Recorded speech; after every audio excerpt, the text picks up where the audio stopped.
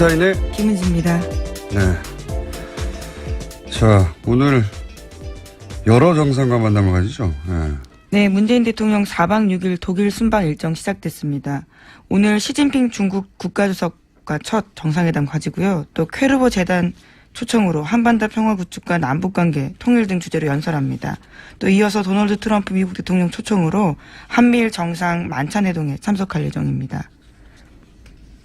그리고 나서 아베 총리도 만나고 푸틴도 만나고. 네, 그건 내일 일정이고요. 네. 또 모레에는 인도 모리 총리, 또 프랑스 마크롱 대통령, 텀블 호주 총리 등과의 정상회담도 조율 중입니다. 정상회담이라기는 너무 짧고요. 사실. 정상과의 회담, 예. 네, 정상조우, 네네. 정상인사 뭐 이 정도 되죠. 사실은. 이 단체 미팅 같은 거죠. 단체 미팅 같은 20개 나라에서 정상들이 왔기 때문에 빙빙 돌아가면서 자기들끼리 만나요. 예. 안녕하냐고. 여기서 뭐 중대한 결정은 내리지 않고. 예. 관련해서 독일 저는 이제 이런 일이 있으면 꼭 현지 반응 같은 거 뒤져보는데 요즘 뭐 인터넷이 워낙 발달했으니까 그 소식을 금방금방 얻을 수 있죠. 독일도 뭐 미국처럼 교민들 반응이 굉장히 많습니다. 네. 그런 보도도 꽤 있었는데 굉장히 극적인 반응을 하거든요. 근데 이게 최근 몇 년간 교민들을 많이 접해보지 않으면 교민들이 왜 이렇게 극적으로 반응하는지 잘 알 수가 없어요. 전 세계 어딜 가든 앞으로 다른 국가를 순방하더라도 마찬가지인 것이 이제 박근혜 최순실 게이트가 워낙 세계적인 이슈였어요. 어느 나라도 많이 보도가 됐거든요. 근데 이제 뭐야 대통령이 부정 축제 스캔들에 휘말렸다 이런 소식은 원래 과거로부터 드물지 않은 뉴스였는데 이 박근혜 최순실 게이트는 현대 국가에서는 워낙 있기 힘든 뉴스. 19세기 정도 있던 사건 같은 거거든요. 무당 얘기 막 나오고 그리고 이제 뒤에 개인이 있고 그래서 믿을 수 없는 뉴스라 실제 교민들이 현지인들로부터 그런 질문을 많이 받았어요. 저도 최근 몇 년간 교민들을 접하면 이런 얘기를 꼭 하더라고요. 그러니까 너무 부끄럽다 그런 걸 물어보는 게. 그래서 한국인이 아닌 척 한다고. 네네. 물어볼까봐. 네, 슬픈 일이네요. 네. 네. 그러다가 이제 촛불 집회가 시작되고 또 그 과정에서 이제 연행된 사람도 한 사람도 없고. 네. 그리고 그렇게 대규모 집회가 오래 진행됐는데 이제 철저히 사법부 절차로 정권이 평화적으로 교체되고 이게 이제 우리가 생각하는 것보다 훨씬 더 놀랍다는 보도가 많이 있었고, 물론 뭐 매일매일 보도됐다는 건 아니지만, 기억에 남을 정도로 보도가 됐고, 그걸 통해서 이제 새로 대통령이 나왔던 사실 때문에 정치적 성향은 차치하더라도 그 사실 자체에 자부심을 느끼게 된 교민들이 많아요. 네, 지난 대선 때 재외국민 투표 이례적으로 굉장히 높지 않았습니까? 그러니까요. 그런 것들만 보더라도. 원래 해외 여행만 가도 막 한국적인 걸 보면 마음이 움직이잖아요. 예, 누구나. 근데 이제 교민들은 훨씬 극적이죠. 거기 살고 있으니까. 그래서 내가 한국인이라고 다시 밝히기 시작했고 자부심을 느낀다. 라는 마음을 표현하고 싶은 겁니다. 실제로. 그래서 교민들 반응이 훨씬 진하고. 이번에 메르켈 총리 만났을 때도 문재인 대통령이 이제 메르켈 총리 끌고 교민들 밖에서 기다리고 있는데 그 철문 앞까지 갔다는 거 아닙니까? 독일은 네. 좀 더 특별하죠. 최순실 게이트가 한 축이기도 했었고요. 그렇죠. 예. 네. 그래서 사실은 안민석 의원이 독일 교민으로부터 도움을 많이 받았다고도 하고. 그래서 메르켈 총리하고 우리 언론에 보도된지 모르겠네요. 메르켈 총리하고 그 교민들 앞에서 기다리는 데 가가지고 막 같이 악수하고 자랑하고 싶었던 거죠. 네. 앞으로 정상회담 내용도 내용이지만 실제 현지에서 어떤 반응이 있느냐 하는 관점에서 보자면 교민들의 반응 굉장히 재밌습니다. 찾아보시면 극적이고. 자, 하여튼 정상회담까지 붙이면 거하고 정상조우들이 연달아 있겠네요. 다음 뉴스는요? 네, 어제 북한 언론 매체들이 김정은의 반응을 보도했습니다. 자신들의 전략적 선택을 미국이 매우 불쾌했을 거다라는 식의 이야기인데요. 조선중앙TV에서는 이런 보도가 나왔습니다.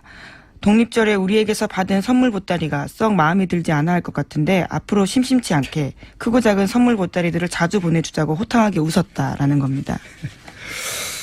네. 조선중앙TV에서 이 정도 개그 코드가 들어간 건 처음 보네요. 예.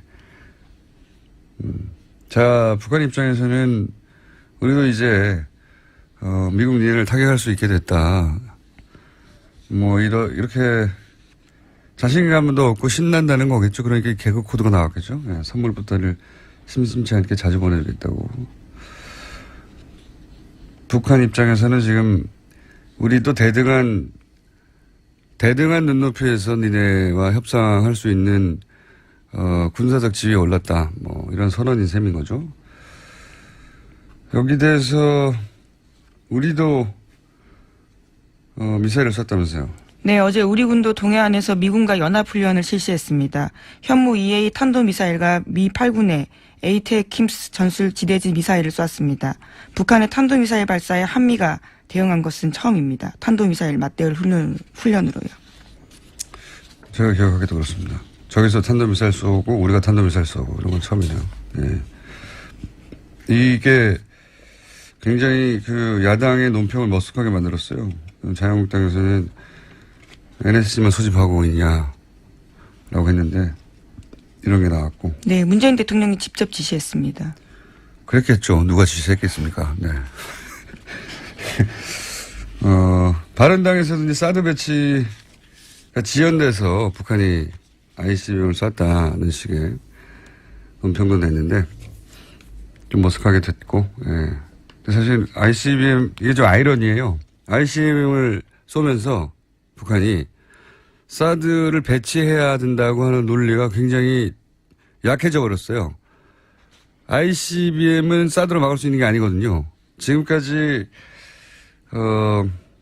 ICBM을 그러니까 북핵 때문에 사드 배치가 꼭 필요하고 그리고 한국을 보호하기 위해서 사드가 배치가 필요하다. 주한미군과 미사일은 미국으로 날아가는데 한국의 포대가 여기 있으면 뭐합니까? 네.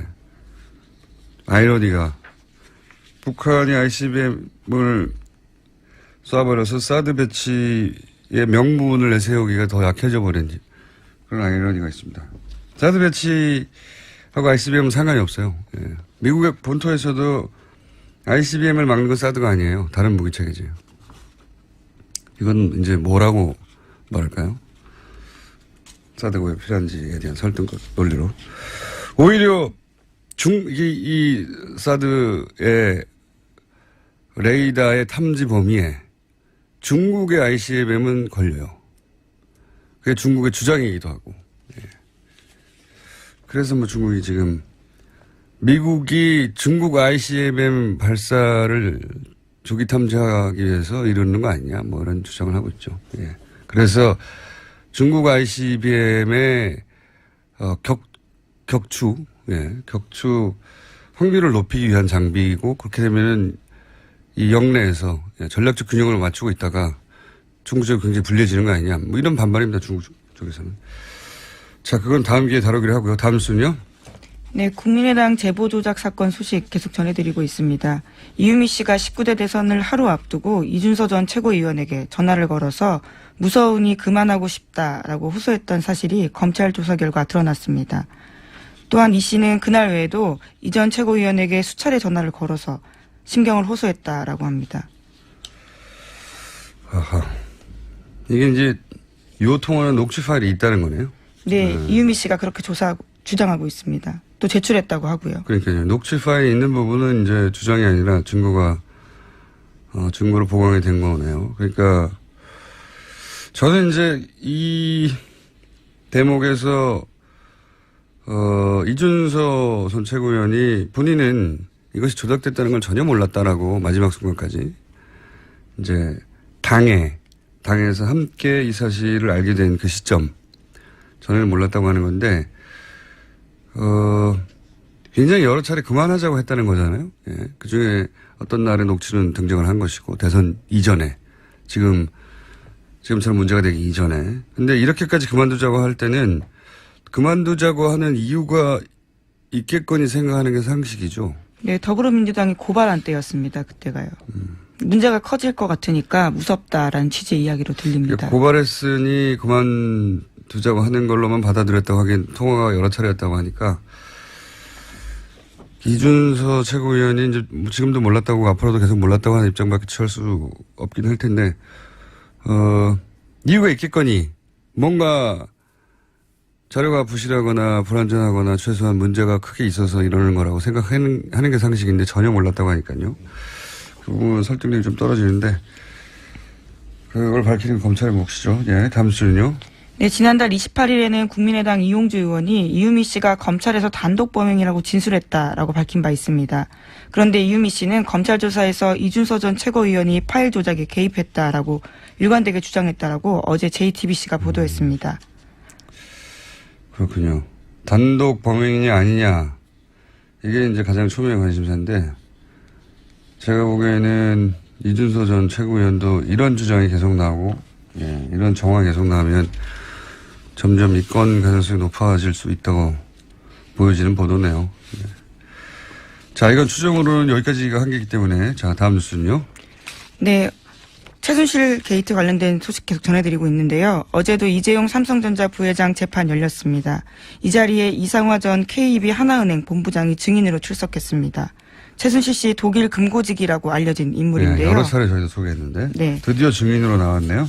네, 이 전 본부장이 특검에서 한 진술이 일부 공개가 됐습니다. 이 전 본부장은 특검에서 글로벌 영업본부장으로 임명된 이유를 묻는 질문에 대해서 최순실 씨의 계획 아래 제가 본부장으로서 영향력을 행사하게 됐다고 생각했다라고 증언했습니다. 그게 무슨 말이죠? 그러니까 최순실 탓이라는 거죠.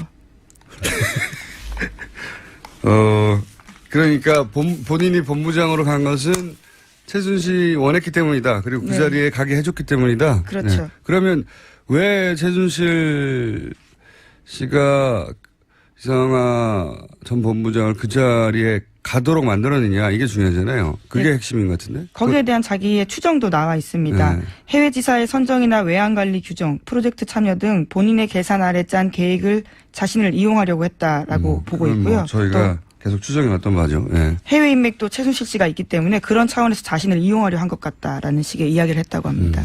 그러니까 어쨌든 자기가 그 자리에 갔던 것은 최순실 씨가 원했기 때문이고, 예, 그건 뭐 계속 추정해 왔던 바고, 실제 여러 가지 정황으로 이렇게 드러났고, 그리고 그렇게 대통령 혹은 안종범을 통해서 그런 일을 했다는 건 뭐 보도가 여러 차례 됐죠. 근데 이제 그 이유가, 본인 생각하기에도 여러 가지 해외 사업을 할 때 자기를 필요로 했기 때문이다. 예. 그게 본인 힘으로 처음으로 이제 나왔다는 게 의미가 있네요. 예, 특검 진술이 공개가 되어서요. 어제 눈길을 좀 끌었습니다. 알겠습니다. 다음 뉴스는요? 네, 추경과 관련된 소식도 있습니다. 자유한국당과 바른정당이 불참한 가운데 국회 환경노동위원회가 어제 상임위 중에 처음으로 추경을 의결했습니다. 국방위원회와 여성가족위원회, 국토교통위는 어제 전체회의를 열었지만 소위를 열지는 못했는데요. 더불어민주당은 상임위별 심사가 끝나지 않더라도 오늘 예산결산특별위원회를 열어서 추경 본심사를 착수할 계획입니다. 이 추경사안은 이렇게 가다가는 어느 시점에 추경 때문에 헌정사상 최초로 직권상정을 하는 모습을 볼 수도 있을지도 모르겠습니다. 추경은 사실 한 번도 통과되지 않은 적이 없거든요. 예. 정권 출범 이후에 2달까지 정부 구성이 안 된 경우가 또 처음이고요. 예. 추경이 통과되지 않고 있는 것도 처음입니다. 그러니까 정부가 출범을 못하고 있는 거죠, 제대로 사실은. 네, 국회법 따르면 상임위별 예비 심사 끝나지 않더라도요. 정세균 국회의장 판단하에서 회부할 수 있습니다. 그러니까요. 그러니까 추경은 통과되지 않은 적이 없어요. 한 번도 없는데 추경 때문에 직권상정을 하는 모습을 볼 수도 있을지도 모른다는 거죠. 이 상태로 가면. 네. 정부 구성이 2달까지 안 된 경우도 없어요. 예. 장관 임명이나 이런 게. 그게 이제 언론에서는 크게 보도가 안 되고 있는데 만약에 보수 정권에서 이런 일이 있었다면 정부 출범부터 발목을 잡는다고 뉴스가 아주 쏟아졌겠죠. 난리가 났겠죠. 민생 때문에 어쩌다고 추경을 막는 게 아니라 민생을 지금 도탄에 빠뜨린다고 난리가 났겠고 그런 뉴스가 워낙 없다 보니까 이렇게 오랫동안 이런 일이 벌어지고 있다는 게 대중들한테 잘 전달이 안 되고 있는 거죠. 하지만 엄청나게 붙잡고 있는 겁니다. 엄청나게. 이런 적은 처음이기 때문에. 자, 다음 뉴스 한 2개 정도 더 전할 수 있을 것 같습니다. 네, 어제 홍준표 자유한국당 대표가 취임 후 처음으로 친박계 핵심 의원들과 대면했습니다. 그 자리에서 홍문정 의원은 이런 말을 했는데요. 우리가 전국 정당으로 거듭나려는 상황에서 그런 배려가 좀 있었으면 좀 좋지 않았을까. 호남이 됐든지라는 이야기를 했는데 홍준표 대표가 자신의 측근이자 부산 출신인 이종혁 전 의원을 최고위원에 임명한 것에 대해서 비판한 겁니다. 또 최경환 의원도 이렇게 말했는데요. 지금은 우리 당이 젊은이로부터 외면당하고 있기 때문에 가칭 영라이트 운동이라도 벌여야 하는 거 아닌가라고 말했습니다. 뉴라이트가 아니라 영라이트. 그러니까 홍 대표가 측근 부산 출신을 임명하자 최고위원회 전국 정당으로 거듭내려는데 부산 출신을 또 경영하면 어떡하냐. 네. 백회 출신을. 최경환 의원은 의원 확정을 위해서 젊은층을 사로잡아야 되는데 영라이트 운동을 하자. 말은 맞는 말이에요. 예. 다만 이 말을 홍문정 의원과 최경환 의원이 할 말이냐. 네. 본인들 때문에 영라이트가 안 되고 있는 거 아닐까요? 네, 최경환 의원 같은 경우에는 현재 중소기업진흥공단이라는 곳에 채용에 개입했다는 혐의로 재판받고 있는 중이거든요. 자신의 인턴 출신이었던 사람을 2,999등 했는데도 취업을 성공시킨 바가 있다라는 혐의를 받고 있습니다. 네. 어쨌든 지금 이 뉴스가 전하는 바의 핵심은 어제와 마찬가지로 홍준표 대표가 사실은 당내 주류로부터 비토당하고 있다는 거죠. 이런 장면을 보면 이 정치가 하루 앞도 예측하기 힘들다는 게 다이나믹하다는 게 홍준표 대표를 갑자기 응원하고 싶어지는 마음이 처음으로 생기는 분들이 좀 있을 수도 있습니다. 예, 자유한국당 내에서 비주를 좀 그래서 당하고 있습니다. 자신의 SNS에 이렇게 썼습니다. 소수 구박이 구박해도 혁신을 멈출 수 없다. 그러니까 친박 세력들을 구박이라고 이제 표현한 거죠. 알겠습니다. 이 싸움은 뭐 금방 끝날 것 같지는 않고 그래서 원내대표와 대표가 서로 전혀 다른 말을 하고 대표가 이런 말을 하면 원내대표가 뒤집고 정우택 원내대표가요. 원내대표가 뒤집을 뿐만 아니라 인터뷰를 해서 대표가 지금 뭘 모르고 있다는 공개적인 자기들끼리 싸우는 게 아니라 여론전도 하고 있는 겁니다. 예. 예측치 못한 상황이에요. 다이나믹합니다. 다음 뉴스는요. 네, 세월호가 목포 신항에 도착한 지 오늘로 99일째입니다. 그런데 화물칸에 뒤엉켜 있는 차량을 빼내는 작업이 쉽지 않아서요. 8월 말까지 완료하려던 전체 일정도 늦어지고 있습니다. 99일이나 됐네요, 벌써. 근데 아직도 거기에 실려있던 차량도 못 빼고 있다는 거잖아요. 예. 자, 이 세월호 관련 뉴스는 저희가 모아서 한번 따로 특집을 마련해야 될 것 같습니다. 워낙 단발적으로 나오고, 그 예상보다 오래 길어지고 있기 때문에. 자, 어제 그리고 최동욱 총장 인터뷰가 잠깐 화제가 되기도 했었죠? 네, 어제 JTBC 나왔습니다. 그러니까요. 국정원 수사하려고 하다가 날아간 분이죠. 재밌는 뒷이야기인데 여기까지만 하죠. 최정욱 전 총장이 직접 듣기로는 사실 국정원 수사가 시작될 때 초기에 청와대에 문의를 했다고 해요. 접근 초기였죠. 청와대는 이 사안에 대해서 어떻게 생각하고 있냐. 문의를 했다고 해요. 근데 청와대에서 그랬다는 겁니다. 원칙대로, 법대로 해라. 그래서 본인은 잘 됐다. 그래서 아주 원칙대로 해야지. 이렇게 생각하고 본인이 가장 신뢰하는 후배 윤석열 검사에게 마음껏 해! 라고. 그렇게 마음껏 수사를 해버렸더니 어느 순간 자기하고 다 날아가 있더라고. 네. 그래서 처음에는 이해를 못했더니 아니 법대로 하라고 해놓고 왜 그러냐고. 네. 알고 봤더니 나중에 곰곰이 생각했더니 법대로 해라. 단 자기만 빼고. 예, 그걸 못 알아들었다는 거죠 자기가. 그걸 깨닫는데 오랜 시간이 걸렸다. 예. 법대로 했더니 어느 날 모두가 다 너덜너덜해서 자기 주변이 다 폭삭 망해 있더라. 짧게 일하고 퇴출되기에는 아까운 검찰총장이었다고 봅니다. 뭐 명예회복의 기회가 있겠죠. 여기까지 하겠습니다. 네, 시사인 김은지였습니다. 감사합니다. 네. 한때 폐지될 뻔했던 그러나 지난주부터 다시 분위기가 올라오고 있는 내부자들 더불어민주당 안민석 의원과 자유한국당 김성태 의원님 나오셨습니다. 안녕하십니까? 네, 대통령 전용기를 타고 온 안민석 의원입니다. 평생 텀 타보셨죠? 네. 예, 김성태 의원입니다. 반갑습니다. 김성태 의원님 예, 전용기 타보셨어요? 못 탔습니다. 여당 10년 동안에 한 번도 못 타셨어요? 그렇습니다. 이게 아무 의원이나 태워주는 게 아니에요. 그래서 참 저도 MB 정권, 박근혜 정권 이 주류 생활을 못하고 계속 비주류였는데 제가 아는 우리 안민석 의원도 수도권 내리 사슬을 하면서 한 번도 주류의 길을 걷지 못했기 때문에 대통령 수행단에 끼지 못했는데 이번에 방미 수행단 대통령 첫 이렇게 애교 순방에 같이 동행했다는 것은 대단한 일이고 거기에 또 같이 타고 갔다는 것도 대단한 거죠. 제가 제 입으로는 비주류라고 이야기하지만은 제 몸은 이미 주류 깊숙이 박혀 있습니다. 근데 그렇지 않아도 요즘 안민석 의원 어깨에 힘이 많이 들어가 있는데 예. 이번 성과로 얼마나 힘을 더 주고 다닐지 참 사실상 안민석 의원이 귀국한 다음 날 같이 이제 저기 소주를 한잔 했어요. 예. 한잔 했는데 이렇게 무용담처럼 늘어놓는 이 자랑을 들어주느라고 내가 참 힘들었습니다. 마치 안민석 의원이 거의 뭐 대통령 같은 착각이 들 정도로 대단했어요.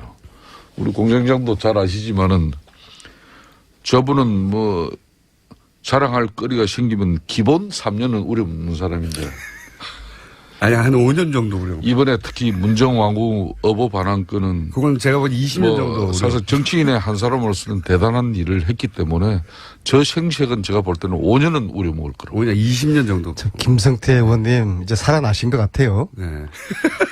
그런 이야기를 하지 말라고 그러니까. 아닙니다. 저희가 오늘 하시는 것도 음악도 준비돼서 나갈 수도 있고요. 아니 그래도 제가 미국 잘 다녀오라고 네. 여비를 주신 여야 의원들 중에서 유일한 분이에요. 그래도 아, 참 미국 잘 예, 다녀오라고? 당은 틀리지만은 항상 형님 뭐 같은 달러 그런 남은 게 푸근한 있었나요? 든든함이 네. 계셔서 참 제가 좋아하고. 얼마나 받으셨습니까? 용돈을 하라면서. 밝혀도 됩니까 이 자리에서요? 150불 정도요? 딱 봉투를 만져보니까 네. 참 창피한 이야기 하지 100불짜리 한 몇 장 정도일 거라고 딱 그러니까요. 생각했거든요. 그래서 네. 여기 한 500불 정도. 100불 정도. 딱 까보니까는요. 네. 10불짜리 5장이 5만 원. 아니, 과거에 이제 미국 방문을 그래서 하셨다가 그런 마음이 예, 그런 마음이 남아있는 감사한 돈. 거죠. 옛다, 요즘 이제 이렇게. 야당 생활 하시느라고 이제 예탁생활 하시더라고. 힘드시지 않겠습니까? 형편이 어려워서. 근데 네. 그 마음이 참 감사하고요. 근데 예. 제가 50불 주셨어요? 사실입니까? 아니 뭐 그런 거 몇 푼 되지도 않는 가지고 굳이 방송에서 노란도란 50불 맞네요. 예. 50불 제가 맞습니다. 지난 이제 내리사선 하면서 예. 이제 13년 동안의 정치 인생 중에서 방미 3박 5일이 가장 길게 느껴졌고요. 왜냐하면 한반도 운명이 방미단 어깨에 달려 있다고 국민들이 보시고 국민들의 눈과 그렇죠. 눈과 귀가 방미단에 쏠려 있었기 때문에 하지만 의원님 어깨에 달려있다고는 많은 사람들이 생각하지는 않았어요. 방미단이요. 네. 예. 그래서 말투 하나 발걸음 하나에 제 정치 인생을 건다는 심정으로 3박 5일을 보내다 보니까 그럼 하나요? 말도 극도로 아껴했고요. 그만큼 국민들에게 드릴 말씀이 많지 않았겠습니까? 그래서 네. 그 긴박했던 3박 5일의 현장 분위기도 좀 진솔하게 후계에다 네. 담았고 그리고 가까이서 3박 5일 동안 본 대통령의 그 모습, 대통령의 정말 애쓰는 그런 모습을 제가 이제 그저께 후기로 올렸거든요. 그래서 그건 찾아보게 인터넷 찾아보시고 오늘은 이제 직접 나오셨으니까 구두로 전달해 주세요. 어떤 일이 있었는지.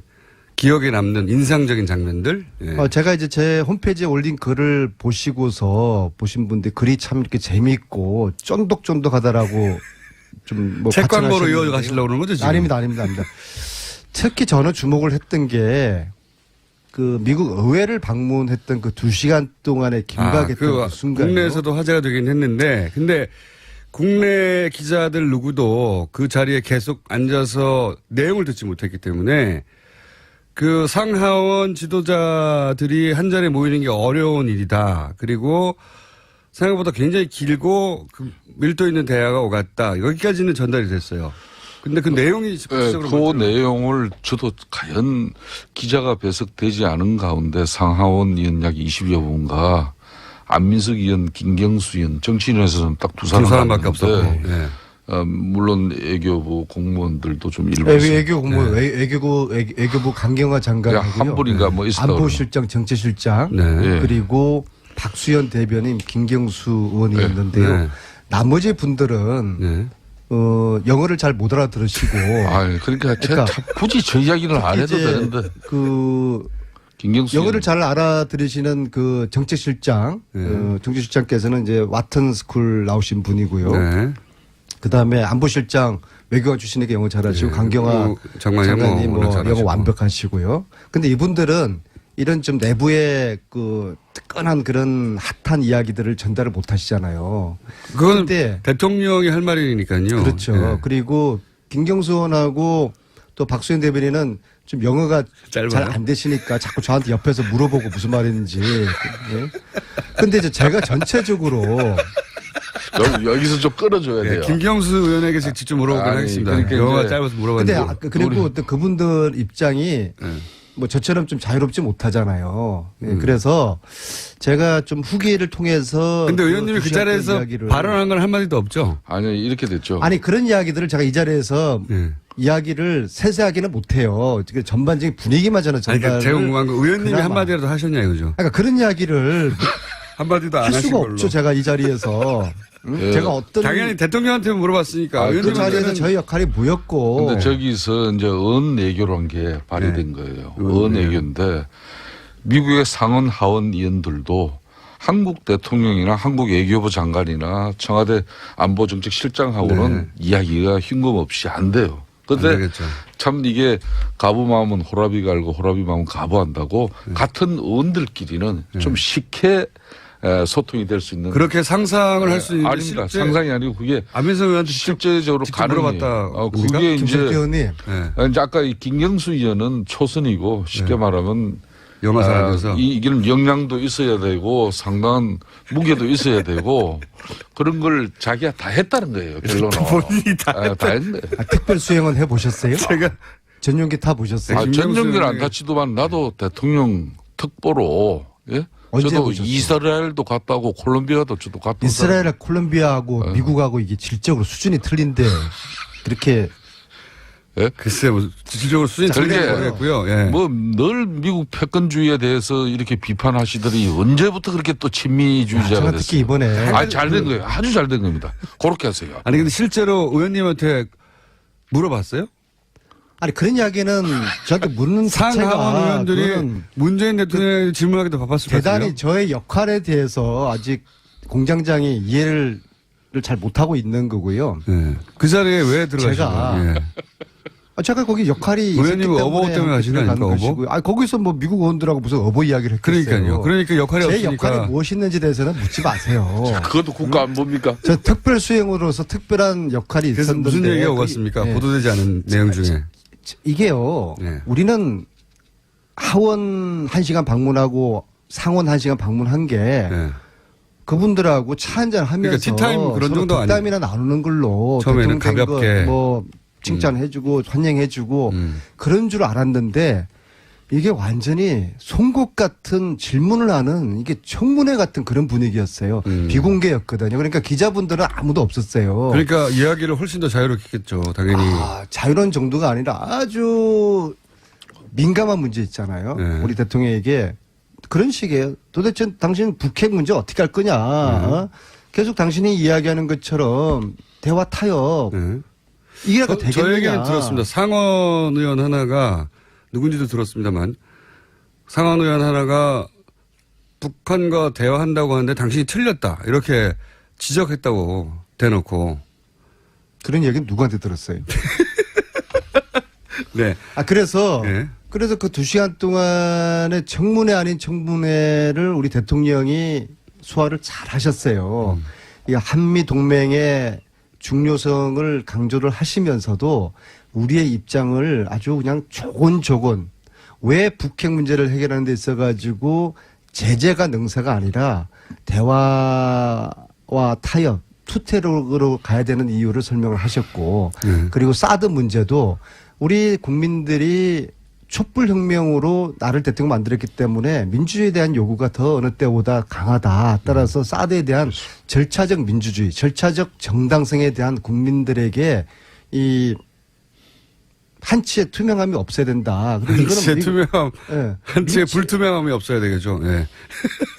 제가 아직도 어쨌든 긴장감이 세 개 들었습니다. 예. 풀리지 않은 것 같아요. 예. 이것이 미국 민주주의, 당신들이 이 시간 미국의 민주주의, 당신들도 이것을 오히려 민주주의 요체가 그거 아니냐? 네. 원하고 격려해줘야 되는 거 아니냐? 오히려? 기다려달라. 단 내가 이렇게 절차적 정당성을 이야기하면서 환경평가를 하고 있는 것이 사드를 취소하겠다는 그런 꼼수 부리는 거 아니다.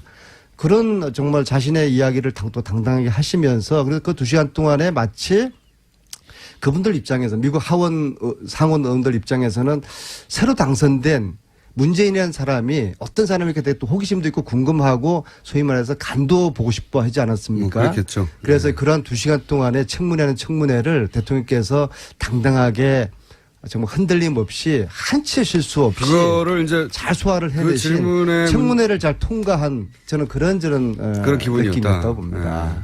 자랑스러운 대한민국의 대통령. 그리고 한편으로 야, 이 자리에 이명박 대통령이 이런 청문회를 당했으면 또 박근혜 자체는 하지도 않았겠지만요.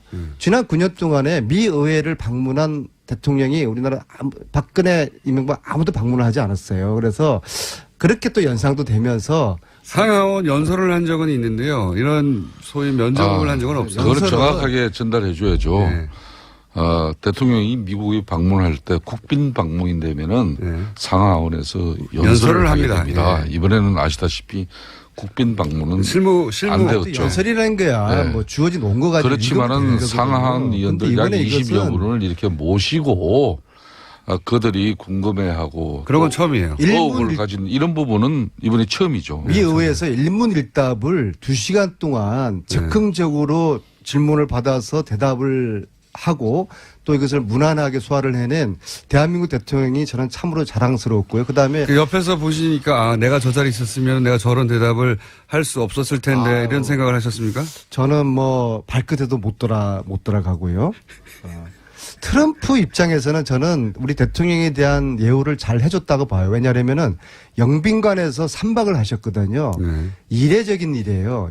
영빈관은 이틀밖에 의례적으로 내주지를 않아요. 그 다음 날에 비었나 보죠, 뭐. 근데 참 네. 청와대 지금 홍보실 청와대 대변인이 네.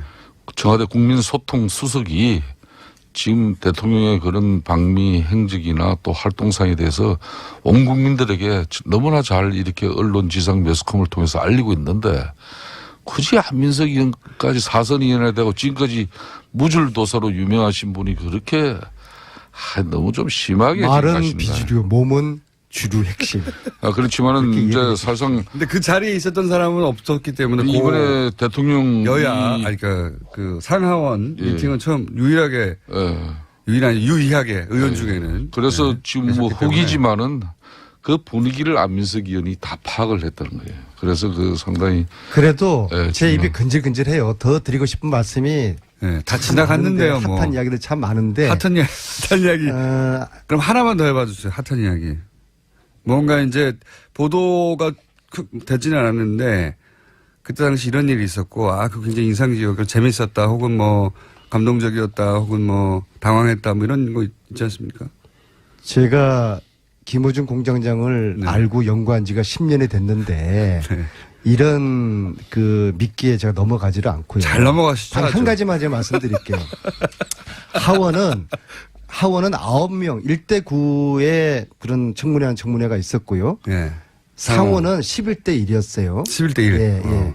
그래서 1시간씩 주요 인사들이 다 왔다는 건 제가 그럼요. 들었습니다. 뭐 예. 원내대표들, 국방위원장, 외교위원장 다 오고요. 그런 사람들이 한 자리에 모이기는 힘든다는 얘기까지 들었고요. 그런데 네. 그러니까 하원 상원 따로따로였어요. 김숙태 의원은 압니다. 그 자리에 네. 안 계셔서 자꾸 이게 한 자리에 있었던 걸로 혼동하시는데 자, 하원은 그래도 예의를 깍듯하게 갖춰 주었어요. 네. 왜냐하면 처음부터 끝까지 1시간 동안 9명이 저는 그 자리에서 정중하게 우리 대통령과 질의응답을 나눴고요. 네. 상원 네. 이 11분은요. 끝날 때쯤 되니까 4명밖에 안 남아 있더라고요. 얘기하다가. 사실 좀 제가 기분이 막 좀 불쾌했습니다. 나가던가요? 네. 뭐 중간에도 왔다리 갔다리 하고 네. 끝났는데 만약에 트럼프 대통령이 우리 국회에 왔는데 끝날 때쯤 돼가지고 앉아있던 의원들이 절반이 자리를 떴다. 이게 상상할 수가 없는 거죠. 그래서 야 이게 정말 우리 힘없는 나라의 참 서러움. 근데 그게 제가 알기로는 시간 조정을 우리가 그렇게 억지로 했다고 들었어요. 자 11시 45분까지였어요. 네. 11시 45분까지 예정됐는데 한 10분 정도가 오바됐습니다. 네. 자 다시 역지사지로 트럼프가 왔는데 트럼프하고 우리 국회의원하고 저하고 김석태 의원을 만나는데 예정된 시간보다 10분이 늦었다. 그런다고 우리가 다른 약속이 있다고 가겠습니까? 1시간이 늦어도 우리는 앉아 있어야 되는 거죠. 우리 그래서 정서는 우리가 힘을 그런데 빌려야 되겠다. 거기는 뭐 시간 관념. 우리 정서는 그런데 거기는 또 그렇지 않은 차이가 있는 아니 거죠. 왜 미국의 입장에서 그들을 이해를 하세요? 그러니까 우리한테 우리의 입장에서 네. 그들을 또 한 바라보는 가지 더 우리의 중요한 민족의 것은 자존이 이번에 중요한 것이죠. 김석태 의원님. 대통령이 이제 이번에 트럼프를 만나고 특히 미국의 상하 의원들을 만나면서 한미 동맹이 갖는 그런 무게감이나 또 북핵을 비롯한 이런 안보 위협의 이중함을 그런 걸 생각했을 때 이번 방미는 사실상 대통령이 미국 순방길 오르기 전에는 상당히 위험했어요. 이게 제대로 되겠냐 하는 정도까지. 우려가 그렇지만은 많았죠. 방미 결과는 얼마나 많은 선물 보따리를 갖고 돌아왔는지 이렇게 일부 언론은 따지는데 저는 그렇게 해서는 좀 야박하다는 생각이 들어요. 다만 성과물을 만들었어야 하는 순방이었던 것은 신뢰입니다. 그 신뢰를 확보하는데 그래도 상당한 부분 의미를 둘 수 있다. 저는 김석태 형님은 성공적인 저 정도면 올해에 비해서는 약 80%의 저는 성공을 80% 성공 정도 된다. 네. 첫술에 배부르겠습니까? 이번엔 무엇보다도 두 정상이 만나서 한미 동맹의 중요성을 확인을 하고 두 분 간의 기본적인 신뢰관계에 초석을 놨고. 근데 제가 궁금한 거는 상원 의원 중에 한 사람이 대놓고 당신 잘못 생각한 거라고 남북 대화를 한다는 것은 이렇게 잘못 생각한 거 아닙니까? 라고 질문한 게 아니라 잘못 생각했다고 단정하고 대화를 시작한 의원이 있었다고 하고 거기에 대해서 그 문재인 대통령이 반박을 또 했다고 하는데 그건 공개하실 수 없어요? 누군가로부터 공전장이 전에 들은 모양인데 네. 그 말씀은 아주 틀렸다고는 이야기할 수 없는 정도로만 제가 답하겠습니다. 제가 말한 것이 아주 틀렸다고는 할 수 없다. 그러면 틀린 부분이 뭡니까? 대체적으로 맞았어요. 그래서 굉장히 팽팽한 긴장감이 있었다고 그때. 우리가 문재인 대통령을 저도 대통령 되기 전에 이런저런 인연으로 꽤 옆에서 함께 모신 적이 있어요.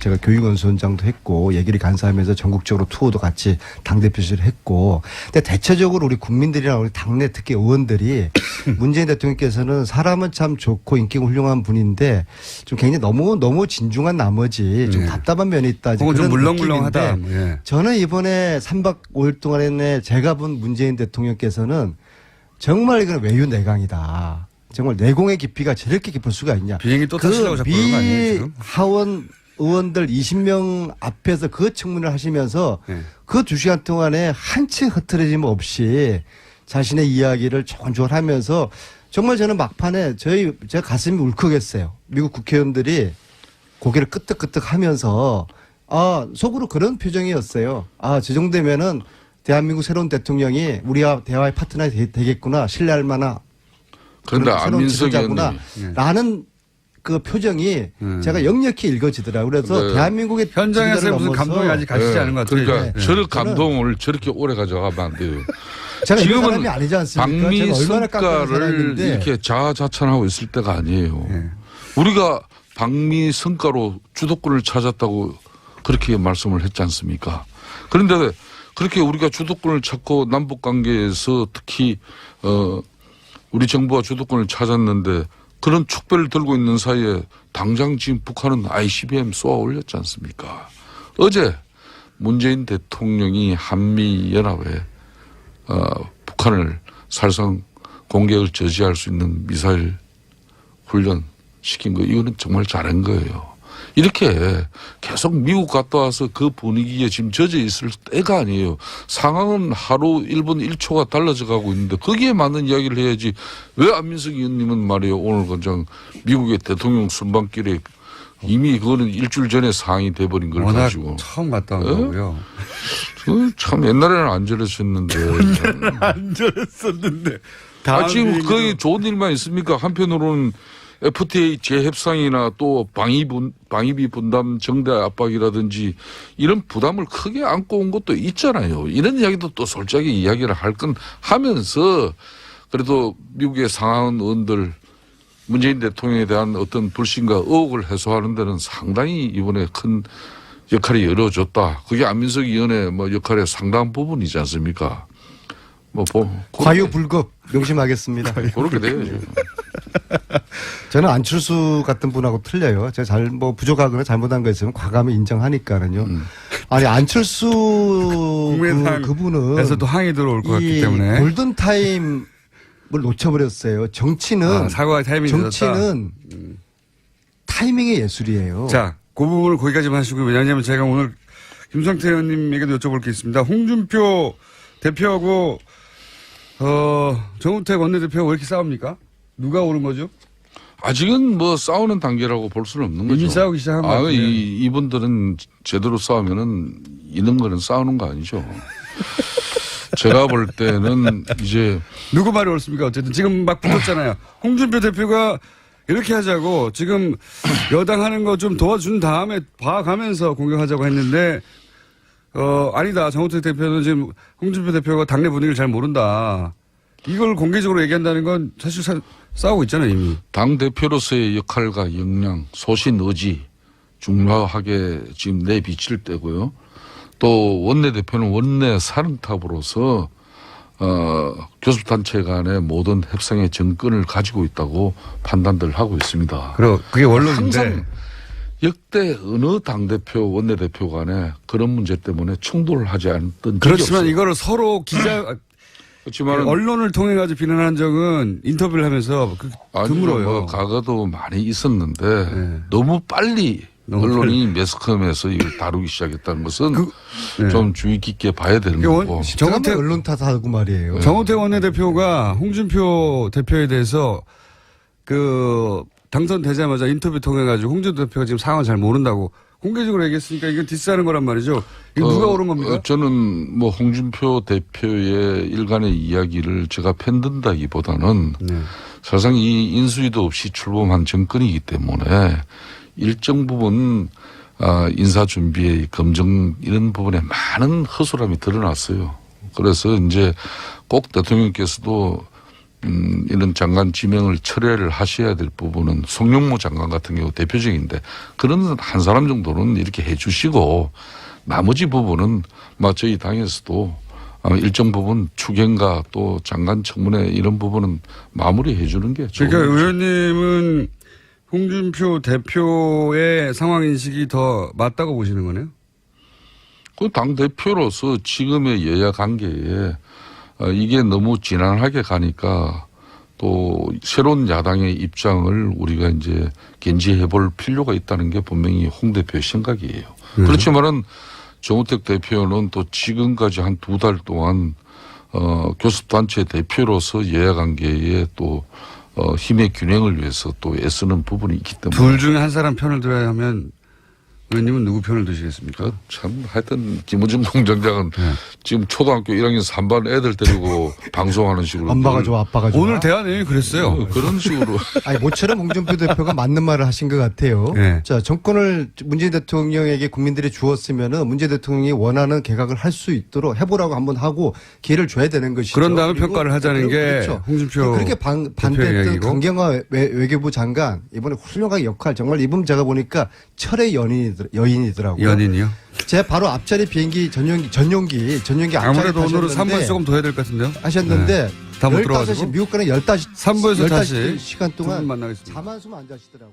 알기 위해서라도 변화되어야 되는 것이고 그렇기 때문에 여야 관계도 과거에 우리가 민주당의 야당 정치를 신랄하게 공격한 적이 있었습니다. 지금 우리가 야당 되었다고 해가지고 그 방식 그대로 지금 우리가 야당 정치행위 한다는 것은 국민 정서에 맞지 않아요. 그렇기 때문에 이번에는 홍준표 당대표도 이제 지금까지의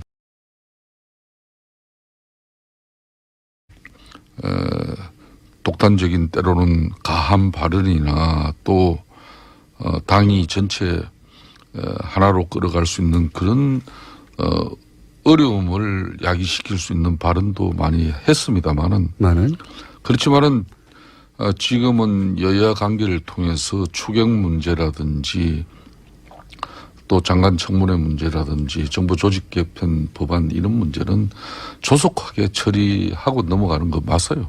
그 부분에 만약 잘못이 발생된다면은 홍준표 대표 말대로 그거는 문재인 정권이 또 책임을 져야 되는 것이고 그렇기 때문에 지금은 홍준표 당대표의 그런 이번 전당대회를 치르고 난 우리 당원들의 뜻을 아마 가지고 본인이 일성을 날린 것 같은데 그 입장이 상당히 존중될 필요는 저는 있다고 봅니다. 정우택 원내대표가 지금 홍준표 대표가 뭘 모르는 것 같다고 하는 거는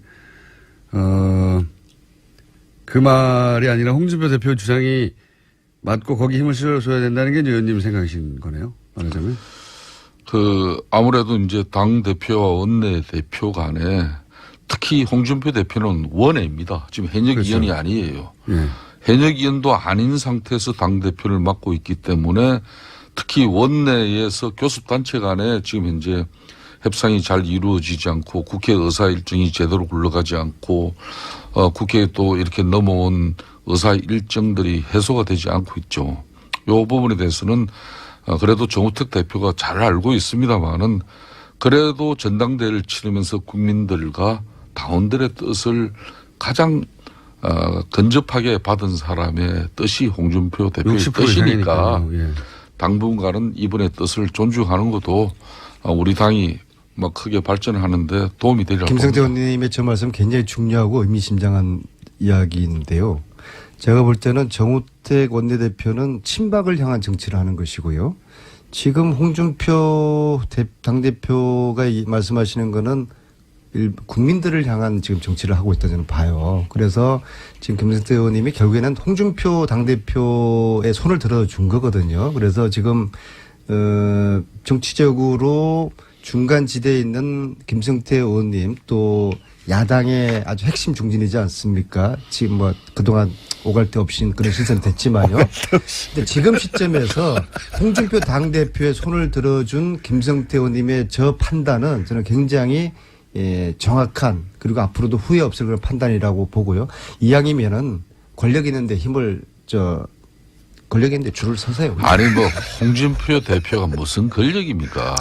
이게 왜냐하면 지금 국가 권력을 가졌습니까? 안 그러면은 지금 현재 공천권을 당상 행사할 수 있는 아니, 총선의 이 본질은 대표입니다. 기본적으로 친박과 홍준표의 싸움이거든요. 그래서 1라운드에서는 당대표 당선으로 홍준표가 압승을 하지 않았습니까? 2라운드 싸움 남은 것은 지방선거 공천권 싸움이 남아있거든요. 그래서 홍준표는 지금 당대표로서 우월한 위치에 있을 수밖에 없어요. 물론 친박의 반격도 만만치 않지만요. 국민들의 이미 친박을 거의 내팽개친 그런 상태지 않습니까? 그래서 가능하면 홍준표 대표가 국민 쪽으로 지금 이동하고 있는 모습은 오히려 저희 여당으로서도 좀 긴장감 김성태 의원님은 그게 좀 바람직한 1년 거죠. 후에 지방선거를 바라보고 당권 있는 쪽으로 줄을 서야 한다는 거죠.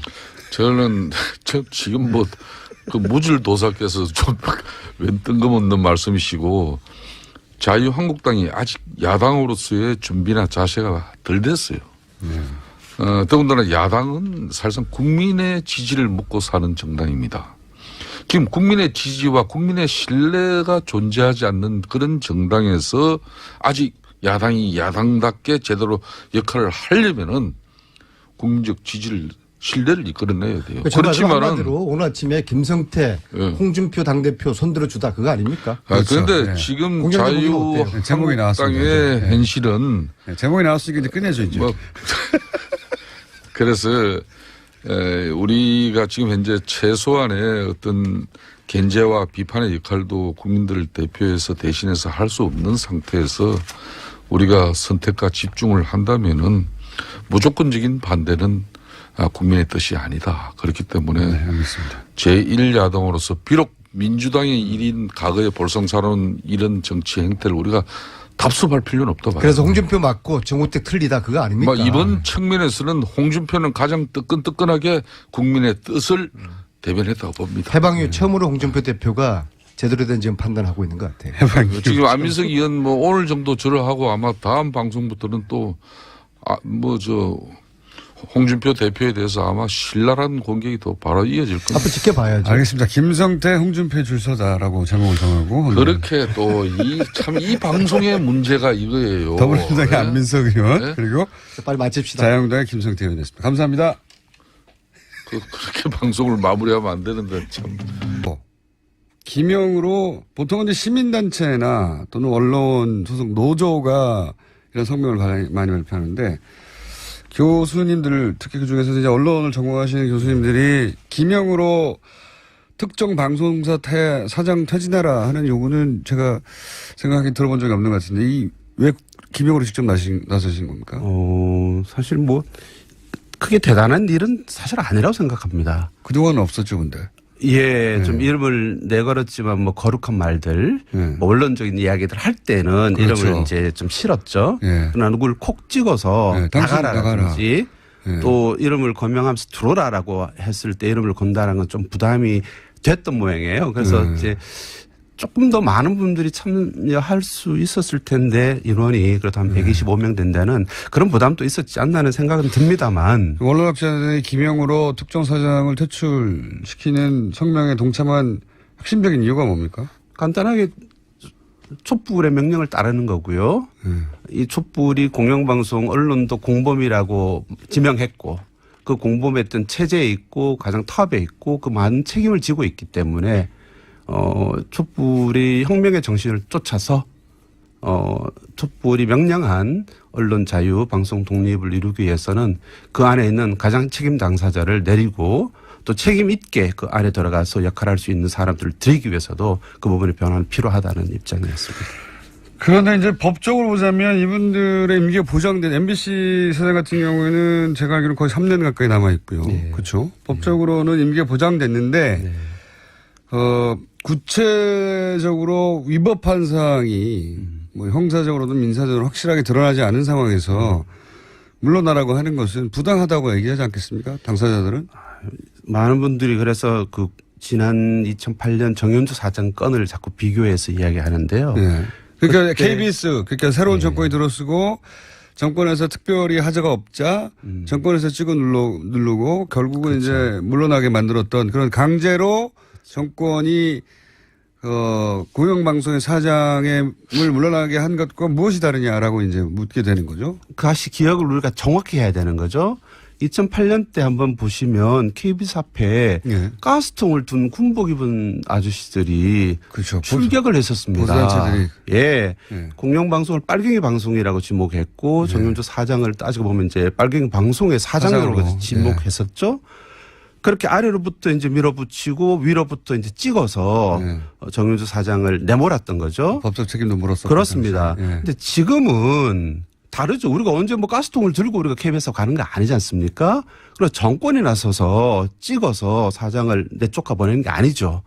우리는 오직 촛불의 명령을 따르고 있을 따름입니다. 그리고 어떤 하자가 있는지 여부는 조사하자는 것이죠. 우리가 진상조사위원회를 국가와 대통령, 국무총리 정 안 되면 문화부가 그 블랙리스트에 대해서 진상조사위원회를 꾸렸듯이 책임 있는 어떤 국가기관에서도 정확히 조사하자. 그래서 하면 우리가 생각했을 때의 그 비리와 부정과 불의는 분명히 다 드러날 것이다. 그래서 저희들은 민주주의 우리가 민주화 체제였던 그런 산물로서 생겨난 그 공영방송 아니겠습니까? 그렇다면 공영방송이 민주화 기능을 다한다라면 정의다. 근데 그에 반역하여 민주화, 한국 민주주의를 해친다면 그건 불이다.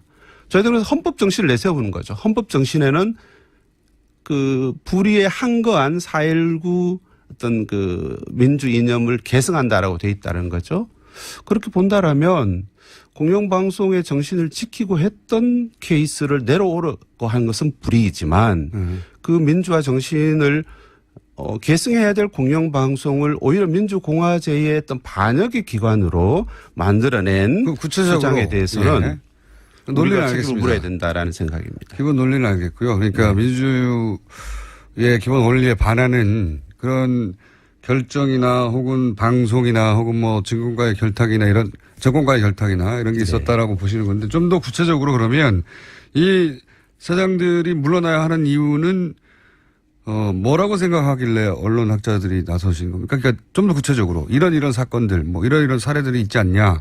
왜냐하면 지금 위원회를 뭐 조사위를 발족시켜서 조사하자고 하는 건 선우가 바뀌었다고 주장할 수 있는 게 문제가 있어서 불법이고 또는 뭐 대단히 위법하고 혹은 뭐 부당하여서 사례가 밝혀졌기 때문에 물러가야 하고 그 디테일한 조사는 추가적으로 뭐 법정에서 밝히든 조사에서 밝히자 하면 되는데 지금은 조사위를 한번 가동한 다음에 그런 게 밝혀지면이라고 하면 선우가 틀렸지 않습니까?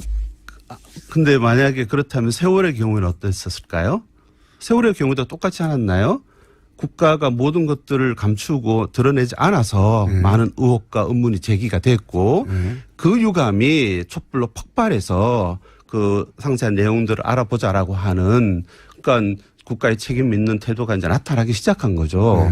그러니까 이명박 박근혜 정권 동안에 근데 국정원이 어떻게 공영방송 탄압에 개입했는지 우리가 어떻게 합니까? 사장이 어떤 명목으로 블랙리스트를 만들어서 출연진 금지를 시켰는지 우리는 사실 모르는 거죠. 그러나 사실은 있었던 거죠. 그리고 최승호라든지 이런 등등의 해직 언론인 아주 정말 유능한 저널리스트들을 어떤 목적으로 해고했는지 그 과정이 이 사장이나 사장이었던 그런 판단으로 된 건지 아니면 정권에 들어왔는지 아니면 뭐 누가 들어왔는지 우리는 모르는 거죠. 뭐 그동안 있었던 그런 불합리한 결정들이나 또는 보도들에 대해서 원인 규명을 해보자고. 원인 규명을 해야 됩니다. 왜 이런 일이 있었는지. 그렇습니다. 그런 차원에서 국가가 정권이 책임 있게 이 국가가 언론과 공영방송 수준에서 최소한 부도가 나버린 부분에 대해서 책임지고 진상규명하라라는 것이고요.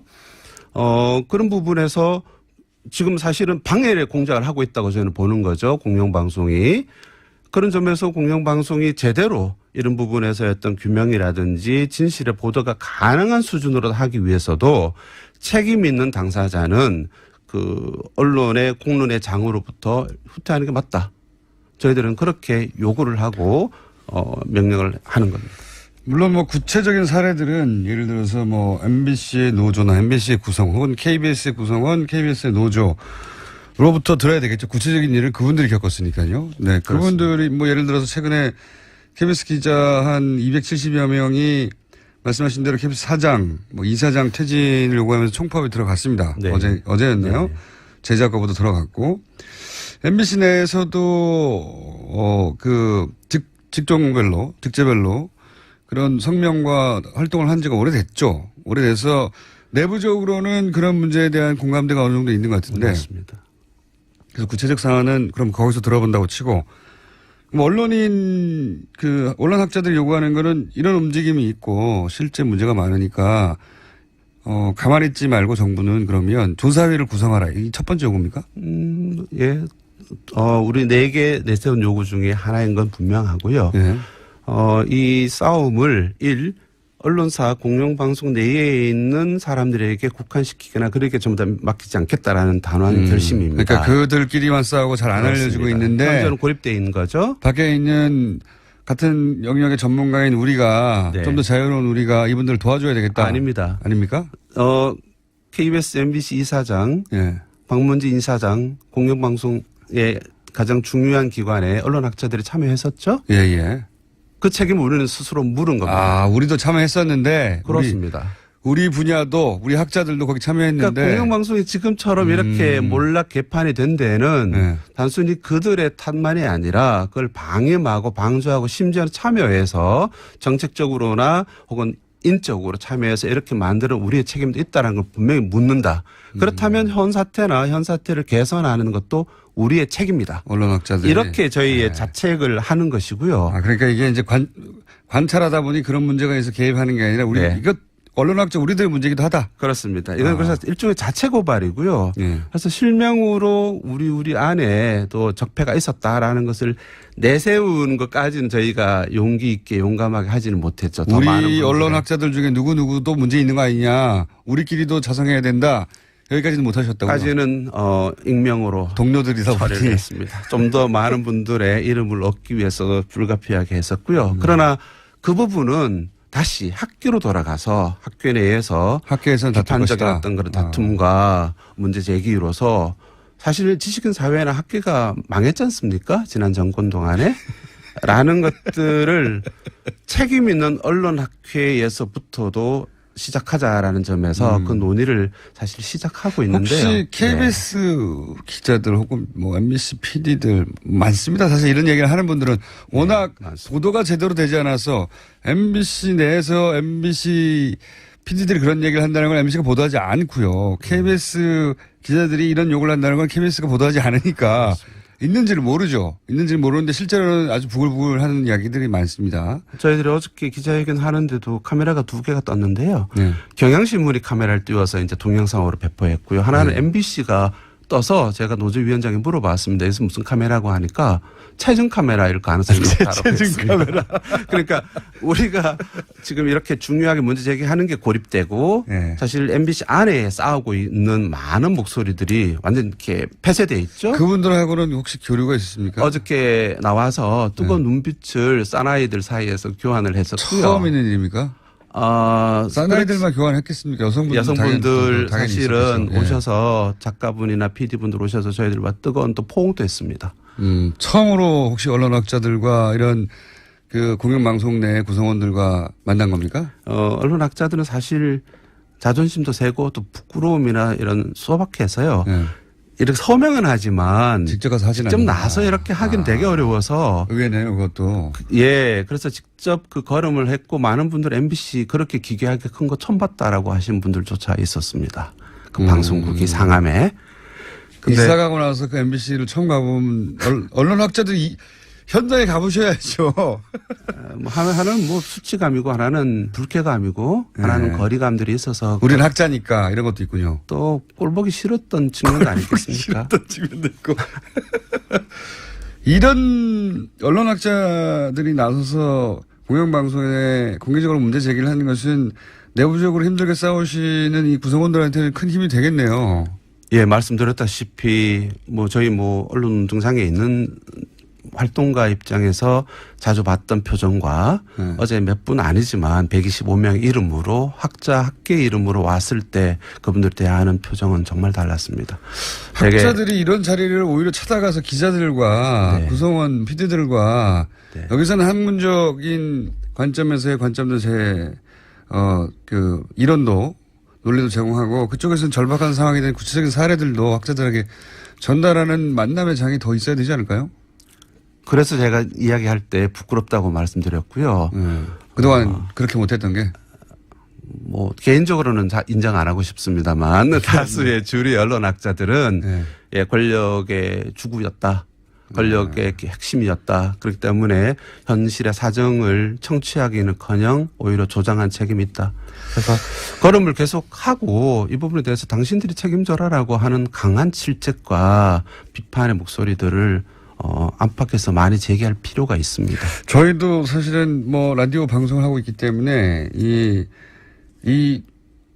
KBS나 MBC 방송의 내부 동향이나 혹은 그 뭐 해고되신 분들이나 혹은 그들 느낀 문제의식에 대해서 관심이 많아요. 그러실 것 같습니다. 관심이 많은데 이분들 인터뷰하는 게 그렇게 넉넉하지 않습니다. 쉽지가. 왜냐하면 그분들을 인터뷰하는 순간 그분들은 또 사내에서 한편으로는 그런 주장을 하는 시민이기도 하지만 또 한편으로는 직장인이잖아요. 직장인으로서는 바로 불이익을 당하거든요. 맞습니다.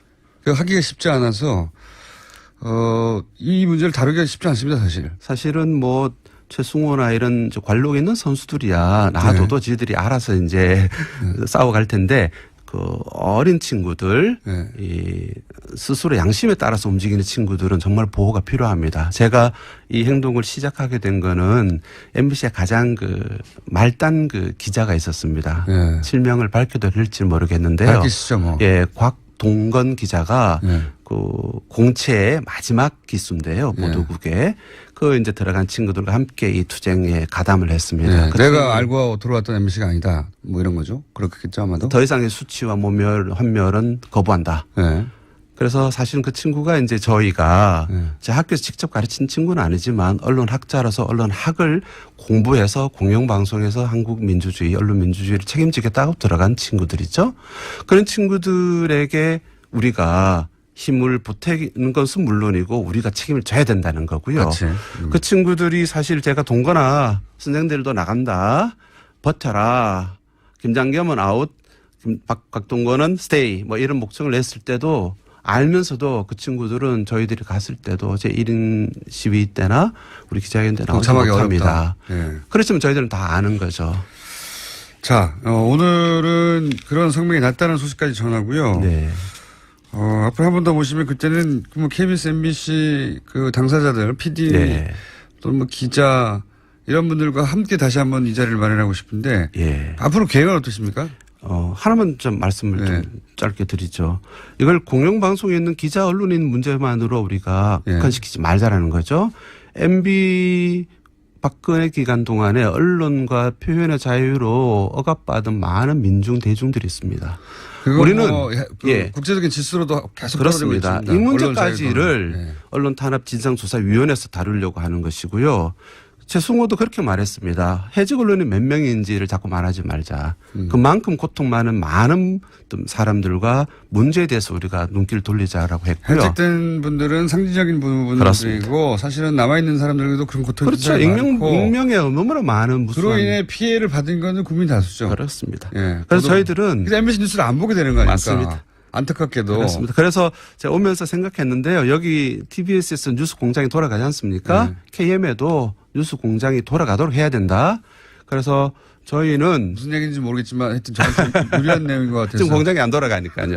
그래서 저희들은 글을 쓰고 KM, KBS, MBC에서도 KBS와 MBC에도 그들의 뉴스의 뉴스 공장이 정상적 제대로 뉴스의 공장이 돌아가도록 한다. MBC의 뉴스를 생산하는 뉴스 데스크의 공장 기능이 상실됐다. 겁니다.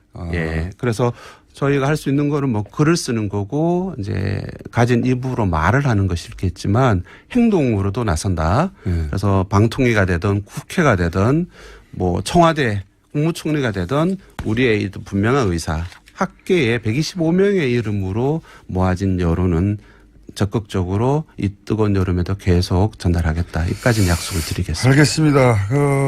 학자들이 더 많이 동참할수록 그리고 어느 시점에 기자들 그리고 PD들 내부 구성원과 함께 나오실 수 있는 시점쯤에 한 번 더 모시기로 하겠습니다. 꼭 그렇게 해 주십시오. 오늘 말씀 감사합니다. 지금까지 언론 학자들의 성명을 주도한 한국예술종합학교의 전유찬 교수였습니다. 감사합니다. 예, 고맙습니다. 김진애 박사님.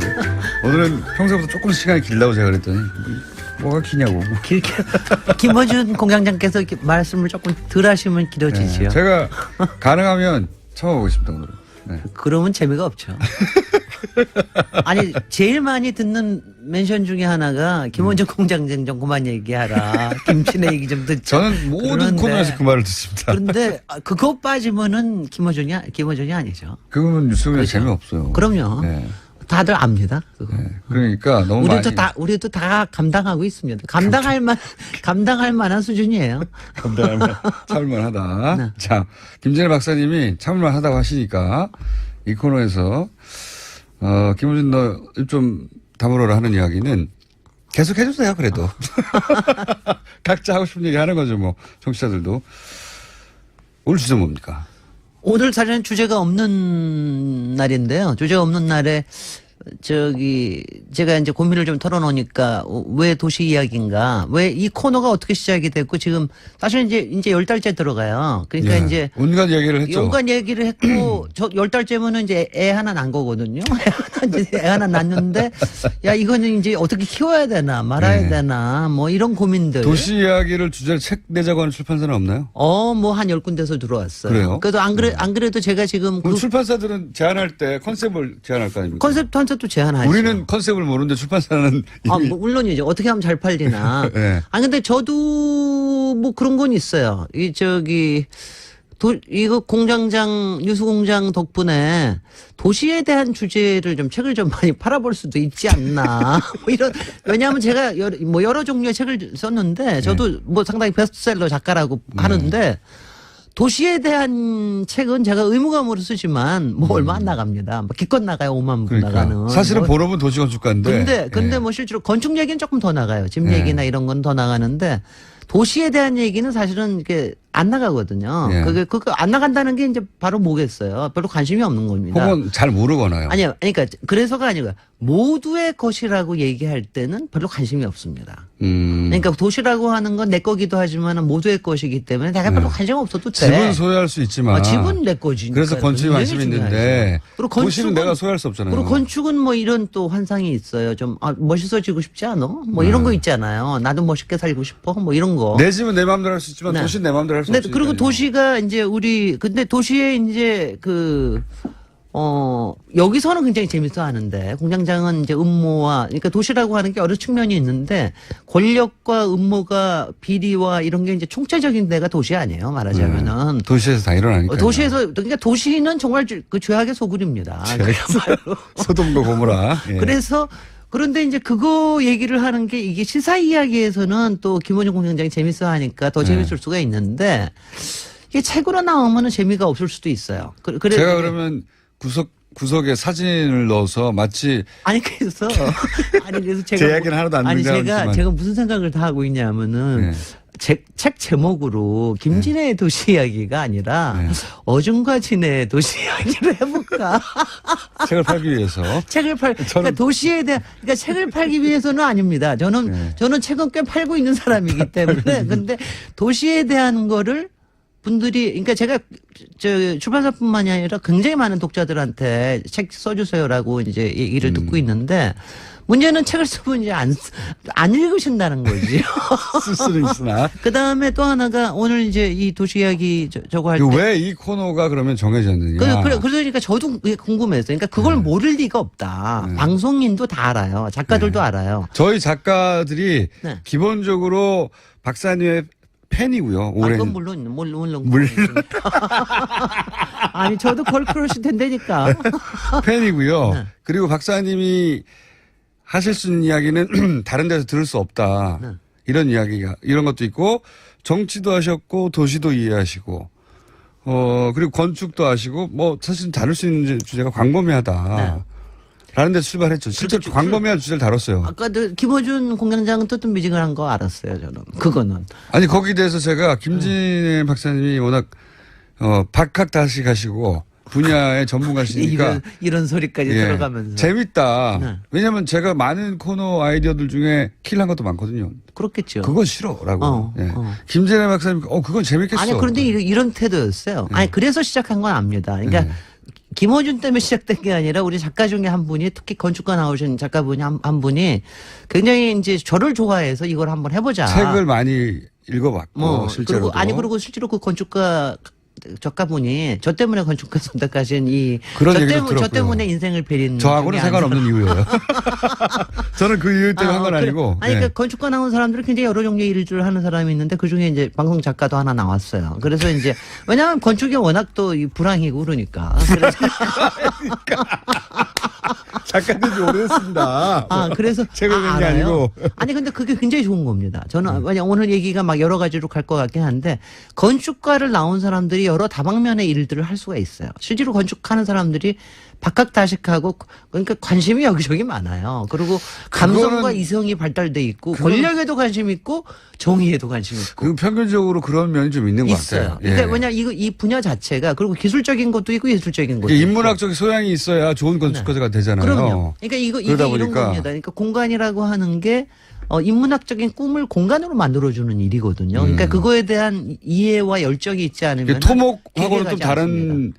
성향을 가진 분들이 있어요. 토목은 조금 단순하죠. 그 조금 단순하고 그다음에 단순하다기보다는 공학 저는 단순하다고 얘는 게 예. 토목은 하여튼 가장 큰 목표가 자연을 이기는 거에 있어요, 사실은. 그러니까 뭐 아주 좋은 토목이라면 자연과 같이 사는 거에 있다 그럴 것 같으면 토목은 좀 자연을 이기는 데요. 그렇게 출발한 학문이다. 그러니까, 애초에. 그러니까 건축은 좀 여러 가지 욕망들이 같이 있기 때문에 좀 이제 그런 점이 있죠. 건축학과 중에 철학자도 꽤 있고 네. 이름을 날린 건축학자들은 보면 대부분 자신만의 철학을 건축으로 그 어떻게 유명한 비트겐슈타인 예. 그 사람은 또 건축가로도 잘 알려져 있습니다. 건축 철학자로도 잘 알려져 있고. 그래서 그런 이야기는 일리 있는 이야기고 그리고 실제로도 권력도 좋아합니다. 가령 히틀러도 건축과 뭐 아트지만 이쪽 하려고 그러다가 건축으로 네. 권력으로 했었고. 빠지기도 하기도 했고.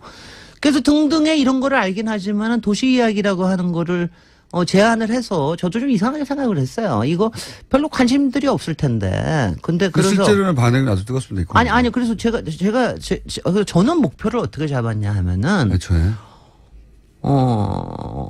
김어준이 관심은 끌자. 김어준이가 재밌어 하면은 코너는 성공이다. 김어준이 관심이 없어 하면은 별로다. 어때 성공했습니까? 그게 맞아요. 네. 맞는 것이 진행자가 재밌어야 제 이야기도 꼭 제가 아니더라도 진행자가 재밌어야 얘기가 재밌게 오가는 데다가 제가 사실은 딱 그냥 대중적인 수준의 눈높이를 가진 평균적인 사람이거든요. 아니 평균적인 사람은 아니야. 좀 이상한 사람이긴 해. 그냥 호기심이 네. 들면 그걸 끝까지 가보는 게 다를 뿐 네. 호기심의 종류나 방향은 비슷해요. 글쎄요. 네. 그래서 이제 어느 만큼 진행이 되면서 김원영 공장장이 조금 관심이 커지는구나. 아직 뭐 본인이 나서서 하지는 않겠지만 그래도 관심은 네. 생기는구나. 나설만큼 전문 그러고 나니까는 있겠군요. 예. 조금 이제 이건 조금은 갈 수 있겠다. 그 사람들이 네. 자기가 사는 공간에 대한 관심이 있어요. 네. 있는데 그거를 이렇게 풀어서 설명하거나 또는 그게 왜 어떻게 만들어졌는지 혹은 이걸 만드는 과정에서 무슨 비리가 있었는지 총체적인 이야기를 한 군데서 들을 기회가 없죠.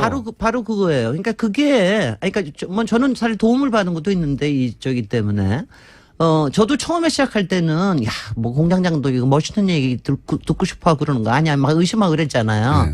근데 보니까 조금 있다가 마침 탄핵이 생겼어요. 네. 탄핵이 생기고 그다음에 대선이 생기고 그러니까 여러 가지 정치 공간에 대한 정치 역학에 대한 여기 굉장히 많이 도시에는 시사도 있고 네. 인문학도 있고 철학도 있고 다 있잖아요. 그 부분에 이제 광장이 들어오고 우리 박근혜 작품인 광장이 들어오고 그러고 나서 이제 대선이 있으니까는 이제 공약 얘기하면서 4대강 얘기도 하고 뭐 이런 얘기하니까 이명박 얘기도 하고 그러니까 이제 사람들이 어머 그래. 그러면서 많이 관심들이 생기신 것 같아요. 그래서 지금은 저도 이제는 김원중 공장장의 관심뿐만이 아니라 청취자분들께서도 꽤 관심들이 좀 생기셨다라는 생각까지는 듣는데 맞습니까? 네. 하고 답을 했다고 하고. 네네. 그렇게 이 코너가 근데 또 유독 여성 청취자들의 반응이 좋다고. 그 저는 이유는 뭘까요? 그건 제가 보기에는 박사님이 가진 캐릭터 때문이라고 봐요. 어떤 캐릭터? 일단 여잔지 남잔지 모르겠는 목소리. 칭찬을 듣고 싶으신 겁니까? 아니요. 칭찬이 그렇게 아니라 분석을 듣고 싶은 거지. 그 평범하지 않은 이상한 분석.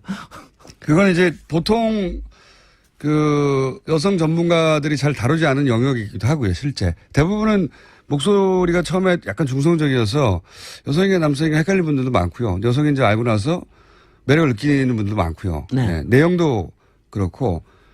그리고 그 이야기 전개 방식도 굉장히 여성들이 잘 따라가기 쉽게 네. 보통 남성들이 전문적인 용어 통통 던지고. 맞아요. 예. 그럼 맞아요. 잘난 척하고 끝나거든요. 네. 근데 굉장히 편안하게 이야기가 진행되니까. 아니 그러니까 그리고 무엇보다도 저하고의 케미가 좋고. 아이고 또 끝은 그렇게 나네. 자, 근데 이게 오늘 얘기를 나누다 보니까 네. 결국 오늘 주제를 정하지 못하셔가지고. 아니 그러니까 아니 사실은 꽁꽁으로 드시는- 사실은 이겁니다. 주제는 사실 정했어요. 다음에 이제 다음번에 이제 제가 여름 특집을 하자고 얘기를 했습니다. 여름 특집이요? 여태까지 도시라고 했지만 도시 이야기는 딱 한 번 뭐 별로 그렇게 많이 안 했습니다. 그래서 제가 여름 특집으로 도시들을 골라서 이제 좀 하자. 그러니까 여행 근데 이제 이러면 다 또 여행 가기 좋은 도시만 다 또 생각을 해서. 그렇죠. 이거 코너가 다른 그래서 그거는 아닐 것 같고. 그래서 이제 저는 또 특색 있게 해야 되니까. 네. 좋기는 이제 우리들 주변에 지금 있는 도시들, 이게 시사에 올라오는 도시들. 그러니까 가령 예컨대 지금 문재인 대통령께서 가신 데가 베를린 아니에요. 네. 베를린 같으면 엄청난 정말 재밌는 도시거든요. 네, 정말 역사도 보기 뭐, 예. 역사도 그렇고 엄청나게 재밌는 도시인데 베를린과 그 다음에는 우리 도시를 비교를 한다면 어디하고 비교를 할 수 있을까? 꼭 베를린하고 바로는 아니더라도 가령 네. 저는 베를린 하면 이상하게 생각이 나는 도시는 통영입니다. 통영이요? 통영은 또 노무현 대통령이 그렇게 반한 도시인데 네. 뭐 이제 이런 얘기를 이렇게 페어를 섞어가면서 얘기를 하고 해외 싶은데 지금 화제가 된 한 도시와 우리나라 우리의 도시. 도시를 섞어서 어떤 점에서 도시 건축가로서 유사한 점이 있다고 보느냐. 근데 뭐 유사한 점이라고 하고 하여튼 일단 시사로에서 관심 있는 거로 하고요. 그런데 이제 이거를 한 군데서 다루려고 그러면은 18분 가지고는 도저히 부족해요. 그래서 이제 뭐 하나씩. 18분. 자, 그렇다고 22분 달라는 소리 안 할 테니 걱정하지 마십시오.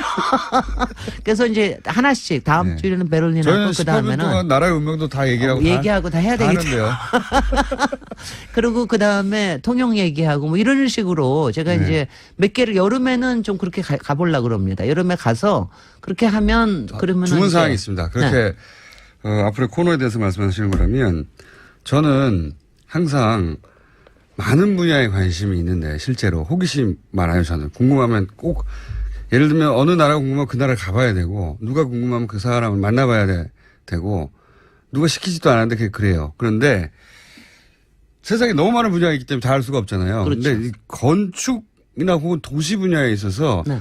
내가 어디 가가지고 아는 척 할 만큼의 네. 얕은 지식이지만 얕지만 얕다기보다는 폭이 좁은 지식이지만 굉장히 깊이 있는 거 있지 않습니까? 주문도 많어. 하여튼. 이런 거 있잖아요. 예를 들어서 와인 얘기를 하면 네. 와인 그거 어떻게 합니까? 그 오랜 역사와 그 라벨들을 모르니까 포기하게 되는데 5분 이내에 아는 척하는 매뉴얼 같은 거 있어요. 그거 있어요. 그거는요. 예를 들어서 여자를 꼬실 수 있는 거, 남자 꼬실 수 있는 거 있어요. 그 와인 자기가 중에서- 좋아하는 건축가 얘기하는데 남자 꼬시는 거하고 여자 꼬시는 거 완전히 다릅니다. 아 그래요? 네, 완전히 다릅니다. 그거 중요한 정보. 굉장히 중요한 거. 그런 거 말이죠. 여름 그러니까- 특집으로 그런 그러니까 거. 여자한테 얘기할 때 제가 아까 얘기해서 제가 여자이기 때문에 이걸 어필하는 끌고 부분이죠. 나가는 게 있다고 그러는 게 뭐냐면 이게 호기심이거든요. 네. 그러니까 호기심은 나의 주제를 여기 삶에서부터 풀지 출발을 마시고 해가지고 오늘 다 풀지 안 마시고. 하고 시간이 없어요. 근데 안 해줄 거야. 그렇게 몰래 가르쳐 줄 거야. 짧은 시간 내에 어디 가서 아는 척 할 수 있는 예를 들어서 와인이다 그러면 사람 이름 하나 와인 브랜드 2개 뭐 이렇게 해가지고 그거 알아? 그거 너무 이렇게 통속적인 주문이나 하고 말이죠. 여러분 도시는 사실은 굉장히 여러 가지 얘기가 있습니다. 그 안에 건축도 담고 있고 집도 담고 있고 역사도 정치제도도 있고 예, 그다음에 정치도 있고 시사도 있고 그다음에 정말 이 비리와 음모에 관련된 것도 있고 여러 가지 우리 생활에 관련된 것도 있고 우리 지난번에 왜 화장실 얘기하니까 얼마나 신나하십니까? 그러니까. 그런 것처럼 그러니까 이 얘기는 무궁무진하니까. 여름 특집으로. 그러니까 제가 여름 특집으로 하고 10분 만에 김원준 공장장이 잘릴 때까지 할게요. 10분 만에 파악할 수 있는 여름 특집으로 파악할 수 있는 10분 만에 아는 척 할 수 있는 아는 척 매뉴얼. 네. 예. 아는 척. 도시에 매뉴얼. 대한 아는 척 매뉴얼 네. 한 두세 번만 해주세요. 도시와 건축에 대해서. 글쎄. 건축 얘기 나오면 이게 어디서부터 접근해야 될지 모르고 건축도 너무 많고 유명한 것도 너무 많잖아요. 근데 그중에 한 두 가지, 세 가지 더 많이 외울 수는 없거든요. 네. 두 가지, 세 가지 정도만 알고 그걸 상대방과의 대화 중에서 너무 많이 아는 사람처럼 보일 수 있는 기술. 너무 많이 아는 사람처럼 보이는 기술. 근데 너무 많이 아는 사람은요. 별로 매력 없습니다. 아니, 그러니까 두세 가지만 얘기하고. 좀 맛깔지다. 이 사람 좀 뭔가 더 있을 것 같은데? 이런 거. 그 정도. 등산의 팀만. 등산의 팀. 근데 고급스러운 걸로. 네. 그런 걸로 좀 준비해 주시면. 저거 하고 도시 이야기는 책 쓰는 거는 제가 하여튼 7월 달 중에 이거 여름 특집 하면서 열심히 고민해가지고 또 생각을 해봐야겠습니다. 자, 다음 시간에 그러면은, 도시 건축에 대한 아는 척 매뉴얼 시작하겠습니다. 김진애 박사님이었습니다. 감사합니다. 안녕.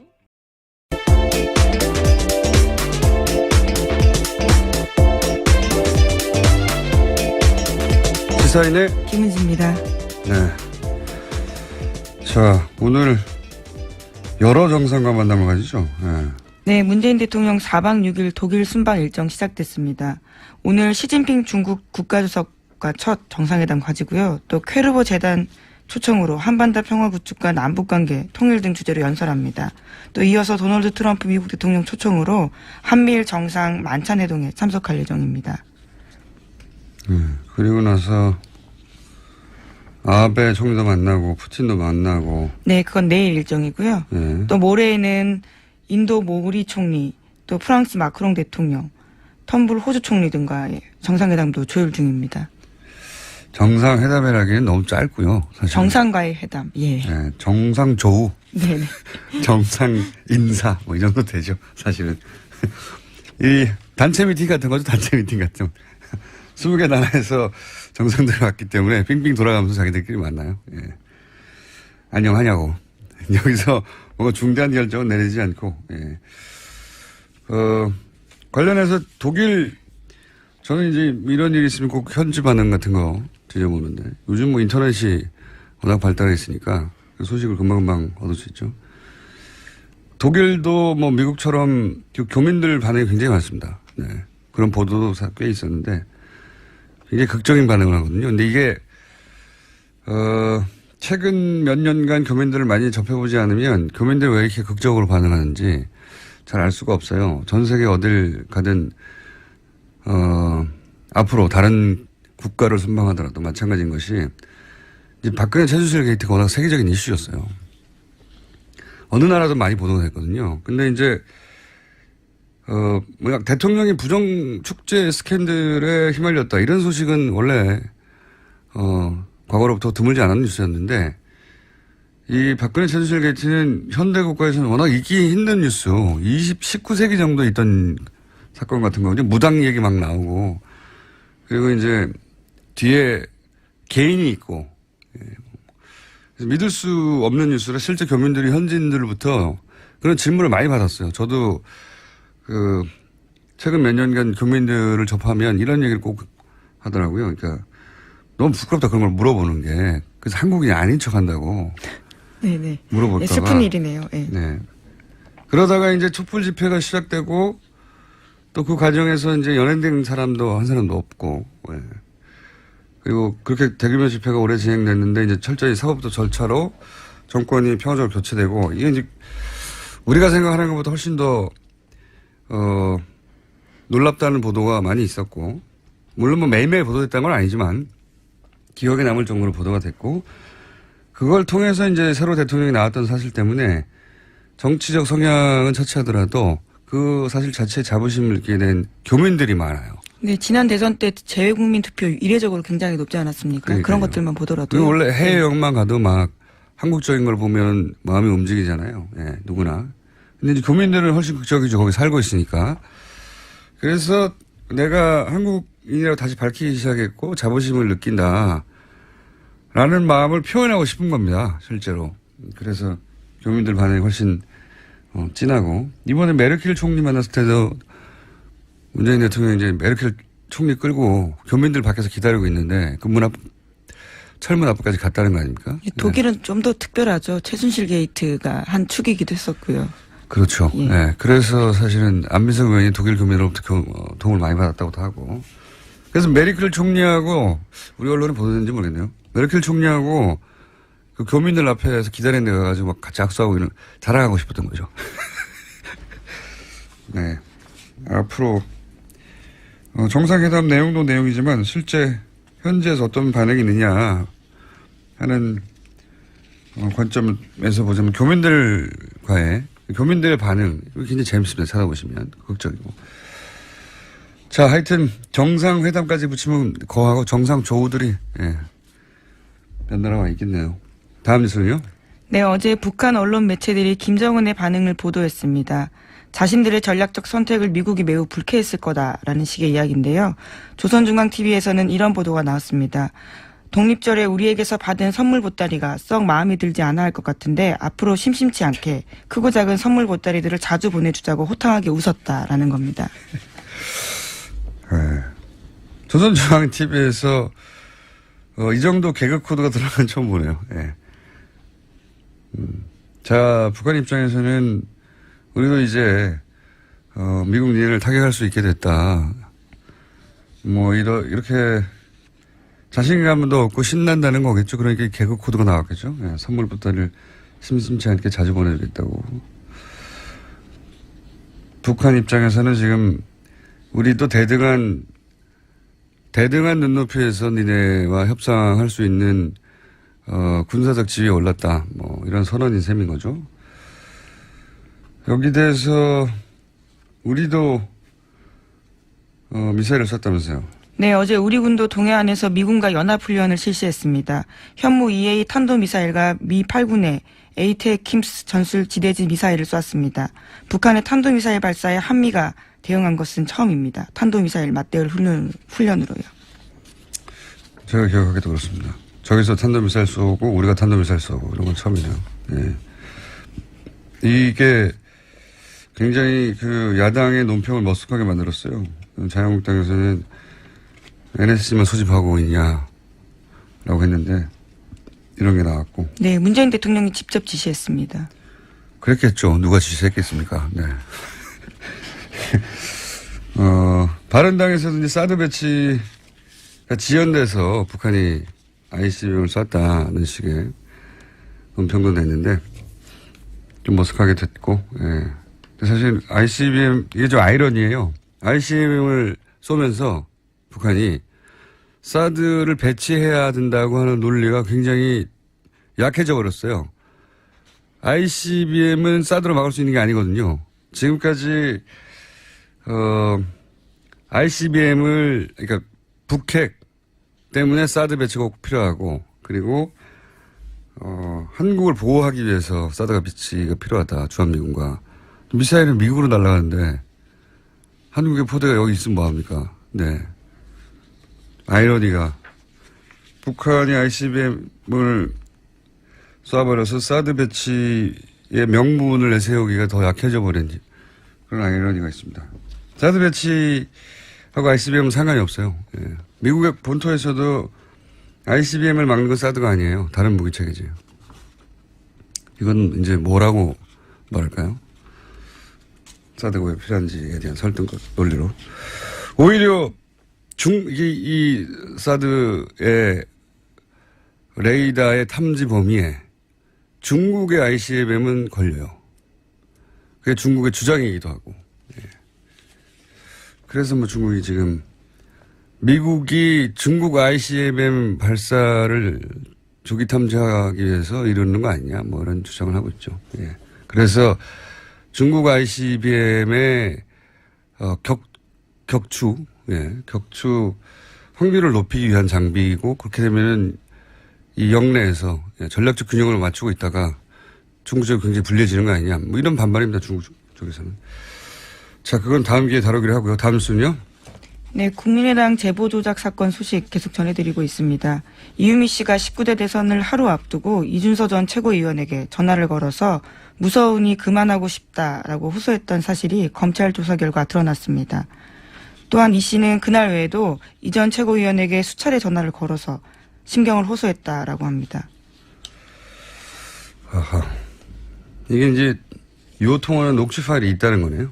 네, 이유미 씨가 그렇게 주장하고 있습니다. 또 제출했다고 하고요. 그러니까요. 녹취 파일이 있는 부분은 이제 주장이 아니라 증거로 보강이 된 거네요. 그러니까 저는 이제 이 대목에서 이준서 전 최고위원이 본인은 이것이 조작됐다는 걸 전혀 몰랐다라고 마지막 순간까지 이제 당에서 함께 이 사실을 알게 된 그 시점 전혀 몰랐다고 하는 건데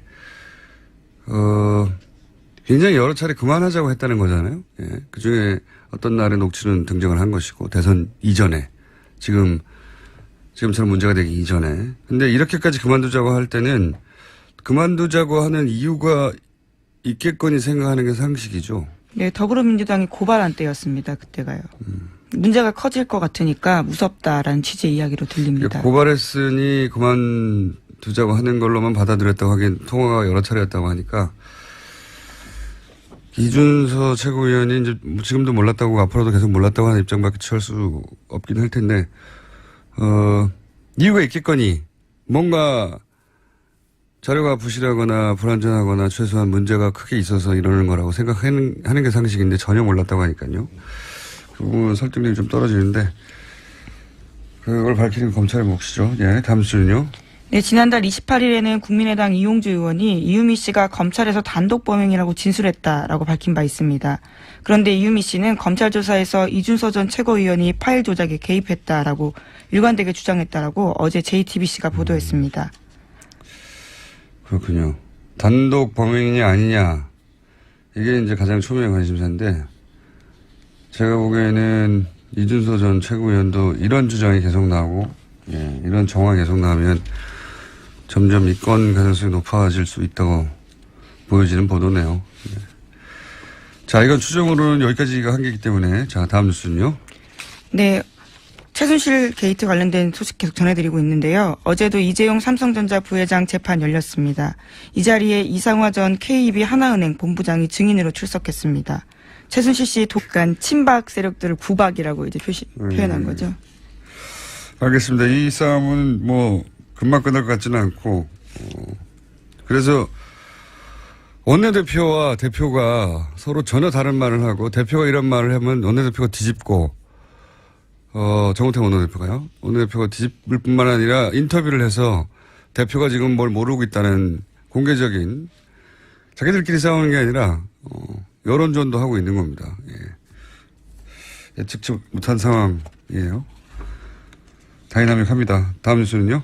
네, 세월호가 목포 신항에 도착한 지 오늘로 99일째입니다. 그런데 화물칸에 뒤엉켜 있는 차량을 빼내는 작업이 쉽지 않아서요. 8월 말까지 완료하려던 전체 일정도 늦어지고 있습니다. 99일이나 됐네요, 벌써. 근데 아직도 거기에 실려있던 차량도 못 빼고 있다는 거잖아요. 예.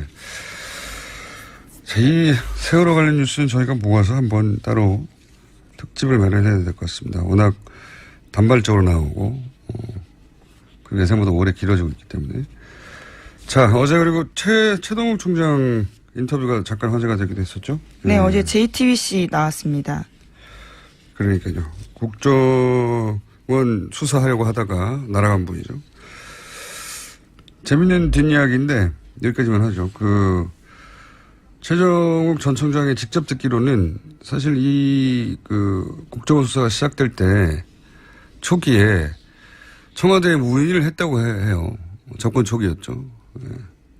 청와대는 이 사안에 대해서 어떻게 생각하고 있냐. 문의를 했다고 해요. 근데 청와대에서 그랬다는 겁니다. 원칙대로, 법대로 해라. 그래서 본인은 잘 됐다. 그래서 아주 원칙대로 해야지. 이렇게 생각하고 본인이 그냥 신뢰하는 후배 윤석열 검사에게 마음껏 해! 라고.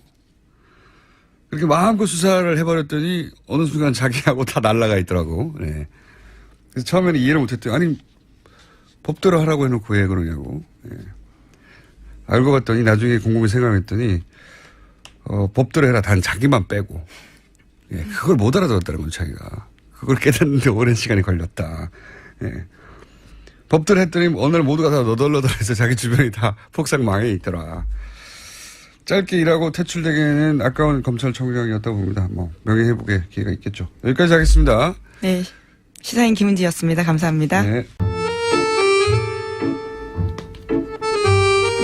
한때 폐지될 뻔했던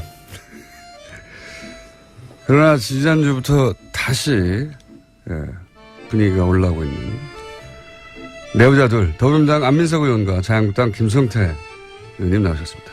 안녕하십니까? 네, 대통령 전용기를 타고 온 안민석 의원입니다.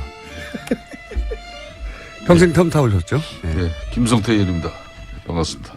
김성태 의원님, 예, 전용기 타보셨어요? 못 탔습니다. 여당 10년 동안에 한 번도 못 타셨어요? 그렇습니다. 이게 아무 의원이나 태워주는 게 아니에요. 그래서 참 저도 MB 정권, 박근혜 정권 이 주류 생활을 못하고 계속 비주류였는데 제가 아는 우리 안민석 의원도 수도권 내리 사설을 하면서 한 번도 주류의 길을 걷지 못했기 때문에 대통령 수행단에 끼지 못했는데 이번에 방미 수행단 대통령 첫 이렇게 애교 순방에 같이 동행했다는 것은 대단한 일이고 거기에 또 같이 타고 갔다는 것도 대단한 거죠. 제가 제 입으로는 비주류라고 이야기하지만은 제 몸은 이미 주류 깊숙이 박혀 있습니다. 근데 그렇지 않아도 요즘 안민석 의원 어깨에 힘이 많이 들어가 있는데 예. 이번 성과로 얼마나 힘을 더 주고 다닐지 참 사실상 안민석 의원이 귀국한 다음 날 같이 이제 저기 소주를 한잔 했어요. 예. 한잔 했는데 이렇게 무용담처럼 늘어놓는 이 자랑을 들어주느라고 내가 참 힘들었습니다. 마치 안민석 의원이 거의 뭐 대통령 같은 착각이 들 정도로 대단했어요. 우리 공장장도 잘 아시지만은 저분은 뭐 자랑할 거리가 생기면 기본 3년은 우려먹는 사람인데 아니, 한 5년 정도 우려. 이번에 특히 문정왕후 어보 반환건은 그건 제가 본 20년 정도. 사실 정치인의 한 사람으로서는 대단한 일을 했기 때문에 저 생색은 제가 볼 때는 5년은 우려먹을 거라고. 5년, 20년 정도. 김성태 의원님 이제 살아나신 것 같아요. 네. 그런 이야기를 하지 말라고 그러니까. 아닙니다. 저희가 오늘 하시는 거 보고 또 음악도 준비돼서 나갈 수도 있고요. 아니 그래도 제가 미국 잘 다녀오라고 네. 여비를 주신 여야 의원들 중에서 유일한 분이에요. 그래도 참 미국 잘 이게 다녀오라고? 당은 틀리지만은 항상 형님 뭐 같은 달러 남은 게 푸근한 있었나요? 든든함이 네. 계셔서 참 제가 좋아하고. 얼마나 받으셨습니까? 용돈이를 하라면서. 밝혀도 됩니까 이 자리에서요? 150불 정도요? 딱 봉투를 만져보니까 네. 참 창피한 이야기 하지 100불짜리 한 몇 장 정도일 거라고 딱 그러니까요. 생각했거든요. 그래서 네. 여기 한 500불 정도. 100불 정도. 근데 딱 까보니까는요. 네. 10불짜리 5장이더라고요. 5만 5. 독일 금고직이라고 알려진 네, 인물인데요. 여러 차례 저희도 소개했는데. 네. 드디어 증인으로 나왔네요. 네, 이 전 본부장이 특검에서 한 진술이 일부 공개가 됐습니다. 이 전 본부장은 특검에서 글로벌 영업본부장으로 임명된 이유를 묻는 질문에 대해서 최순실 씨의 계획 아래 제가 본부장으로서 영향력을 행사하게 됐다고 생각했다라고 증언했습니다. 그게 무슨 말이죠? 그러니까 최순실 탓이라는 거죠. 그러니까 본인이 본부장으로 간 것은 최순실이 원했기 때문이다. 그리고 그 네. 자리에 가게 해줬기 때문이다. 그렇죠. 그러면 왜 최순실 씨가 이상하 전 본부장을 그 자리에 가도록 만들었느냐 이게 중요하잖아요. 그게 네. 핵심인 것 같은데. 거기에 대한 자기의 추정도 나와 있습니다. 네. 해외 지사의 선정이나 외환관리 규정, 프로젝트 참여 등 본인의 계산 아래 짠 계획을 자신을 이용하려고 했다라고 보고 그건 있고요. 뭐 저희가 또 계속 추정해왔던 바죠. 예. 해외 인맥도 최순실 씨가 있기 때문에 그런 차원에서 자신을 이용하려 한 것 같다라는 식의 이야기를 했다고 합니다. 그러니까 어쨌든 자기가 그 자리에 갔던 것은 최순실 씨가 원했기 때문이고, 예, 그건 뭐 계속 추정해 왔던 바고, 실제 여러 가지 정황으로 이렇게 드러났고, 그리고 그렇게 대통령 혹은 안종범을 통해서 그런 일을 했다는 건 뭐 보도가 여러 차례 됐죠. 근데 이제 그 이유가, 본인 생각하기에도 여러 가지 해외 사업을 할 때 자기를 필요로 했기 때문이다. 예. 그게 본인 힘으로 처음으로 이제 나왔다는 게 의미가 있네요. 예, 특검 진술이 공개가 되어서요. 어제 눈길을 좀 끌었습니다. 알겠습니다. 다음 뉴스는요? 네, 추경과 관련된 소식도 있습니다. 자유한국당과 바른정당이 불참한 가운데 국회 환경노동위원회가 어제 상임위 중에 처음으로 추경을 의결했습니다. 국방위원회와 여성가족위원회, 국토교통위는 어제 전체 회의를 열었지만 소위를 열지는 못했는데요. 더불어민주당은 상임위별 심사가 끝나지 않더라도 오늘 예산결산특별위원회를 열어서 추경 본심사를 착수할 계획입니다. 이 추경 사안은 이렇게 가다가는 어느 시점에 추경 때문에 헌정사상 최초로 직권상정을 하는 모습을 볼 수도 있을지도 모르겠습니다. 추경은 사실 한 번도 통과되지 않은 적이 없거든요. 예. 정권 출범 이후에 2달까지 정부 구성이 안 된 것도 처음이고요. 예. 추경이 통과되지 않고 있는 것도 처음입니다. 그러니까 정부가 출범을 못하고 있는 거죠, 제대로 사실은. 네, 국회법 따르면 상임위별 예비 심사 끝나지 않더라도요. 정세균 국회의장 판단하에서 회부할 수 있습니다. 그러니까요. 그러니까 추경은 통과되지 않은 적이 없어요. 한 번도 없는데 추경 때문에 직권 상정을 하는 모습을 볼 수도 있을지도 모른다는 거죠. 이 상태로 가면. 네. 정부 구성이 2달까지 안 된 경우도 없어요. 예. 장관 임명이나 이런 게. 그게 이제 언론에서는 크게 보도가 안 되고 있는데 만약에 보수 정권에서 이런 일이 있었다면 정부 출범부터 발목을 잡는다고 뉴스가 아주 쏟아졌겠죠. 난리가 났겠죠. 민생 때문에 어쩌다고 추경을 막는 게 아니라 민생을 지금 도탈에 빠뜨리다고도 난리가 났겠고 그런 뉴스가 워낙 없다 보니까 이렇게 오랫동안 이런 일이 벌어지고 있다는 게 대중들한테 잘 전달이 안 되고 있는 거죠. 하지만 엄청나게 붙잡고 있는 겁니다. 엄청나게. 이런 적은 처음이기 때문에. 자, 다음 뉴스 한 2개 정도 더 전할 수 있을 것 같습니다. 네, 어제 홍준표 자유한국당 대표가 취임 후 처음으로 친박계 핵심 의원들과 대면했습니다. 그 자리에서 홍문정 의원은 이런 말을 했는데요. 우리가 전국 정당으로 거듭나려는 상황에서 그런 배려가 좀 있었으면 좀 좋지 않았을까. 호남이 됐든지라는 이야기를 했는데 홍준표 대표가 자신의 측근이자 부산 출신인 이종혁 전 의원을 최고위원에 임명한 것에 대해서 비판한 겁니다. 또 최경환 의원도 이렇게 말했는데요. 지금은 우리 당이 젊은이로부터 외면당하고 있기 때문에 가칭 영라이트 운동이라도 벌여야 하는 거 아닌가라고 말했습니다. 뉴라이트가 아니라 영라이트. 그러니까 홍 대표가 측근 부산 출신을 임명하자 최고위원회 전국 정당으로 거듭내려는데 부산 출신을 또 경영하면 어떡하냐. 네. 백회 출신을. 최경환 의원은 의원 확정을 위해서 젊은층을 사로잡아야 되는데 영라이트 운동을 하자. 말은 맞는 말이에요. 네. 다만 이 말을 홍문정 의원과 최경환 의원이 할 말이냐. 네. 본인들 때문에 영라이트가 안 되고 있는 거 아닐까요? 네, 최경환 의원 같은 경우에는 현재 중소기업진흥공단이라는 곳에 채용에 개입했다는 혐의로 재판받고 있는 중이거든요. 자신의 인턴 출신이었던 사람을 2,999등 했는데도 취업을 성공시킨 바가 있다라는 혐의를 받고 있습니다. 네. 어쨌든 지금 이 뉴스가 전하는 바의 핵심은 어제하고 마찬가지로 홍준표 대표가 사실은 당내 주류로부터 비토당하고 있다는 거죠. 예. 이런 장면을 보면 이 정치가 하루 앞도 예측하기 힘들다는 게 다이나믹하다는 게 홍준표 대표를 갑자기 응원하고 싶어지는 마음이 처음으로 생기는 분들이 좀 있을 수도 있습니다. 예. 자유한국당 내에서 비주류로 네, 그래서 비토당하고 있습니다. 자신의 SNS에 이렇게 썼습니다. 소수 구박이 구박해도 혁신을 멈출 수 없다. 그만은. 아니 과거에 이제 미국 방문을 그래서 그런 마음이 남아 있는 거죠. 냈다. 요즘 이제 야당 생활 하시느라고 이제 야당 생활 하시느라고 힘드시지 않겠습니까? 형편이 어려워서. 네. 근데 그 마음이 참 감사하고요. 근데 제가 50불 주셨어요? 사실입니까? 아니 뭐 그런 거 몇 푼 되지도 않는 가지고 굳이 방송에서 노란도란 50불 맞네요. 예, 50불 제가 지난 이제 내리사선 하면서 예. 이제 13년 동안의 정치 인생 중에서 방미 3박 5일이 가장 길게 느껴졌고요. 왜냐하면 한반도 운명이 방미단 어깨에 달려 있다고 국민들이 보시고 국민들의 눈과 귀가 방미단에 쏠려 있었기 때문에. 하지만 의원님 어깨에 달려있다고는 많은 사람들이 생각하지는 않았어요. 방미단이요. 네. 네. 그래서 말투 하나, 발걸음 하나에 제 정치 인생을 건다는 심정으로 3박 5일을 보내다 보니까 말도 극도로 아껴야 했고요. 그만큼 국민들에게 드릴 말씀이 많지 않았겠습니까? 그래서 네.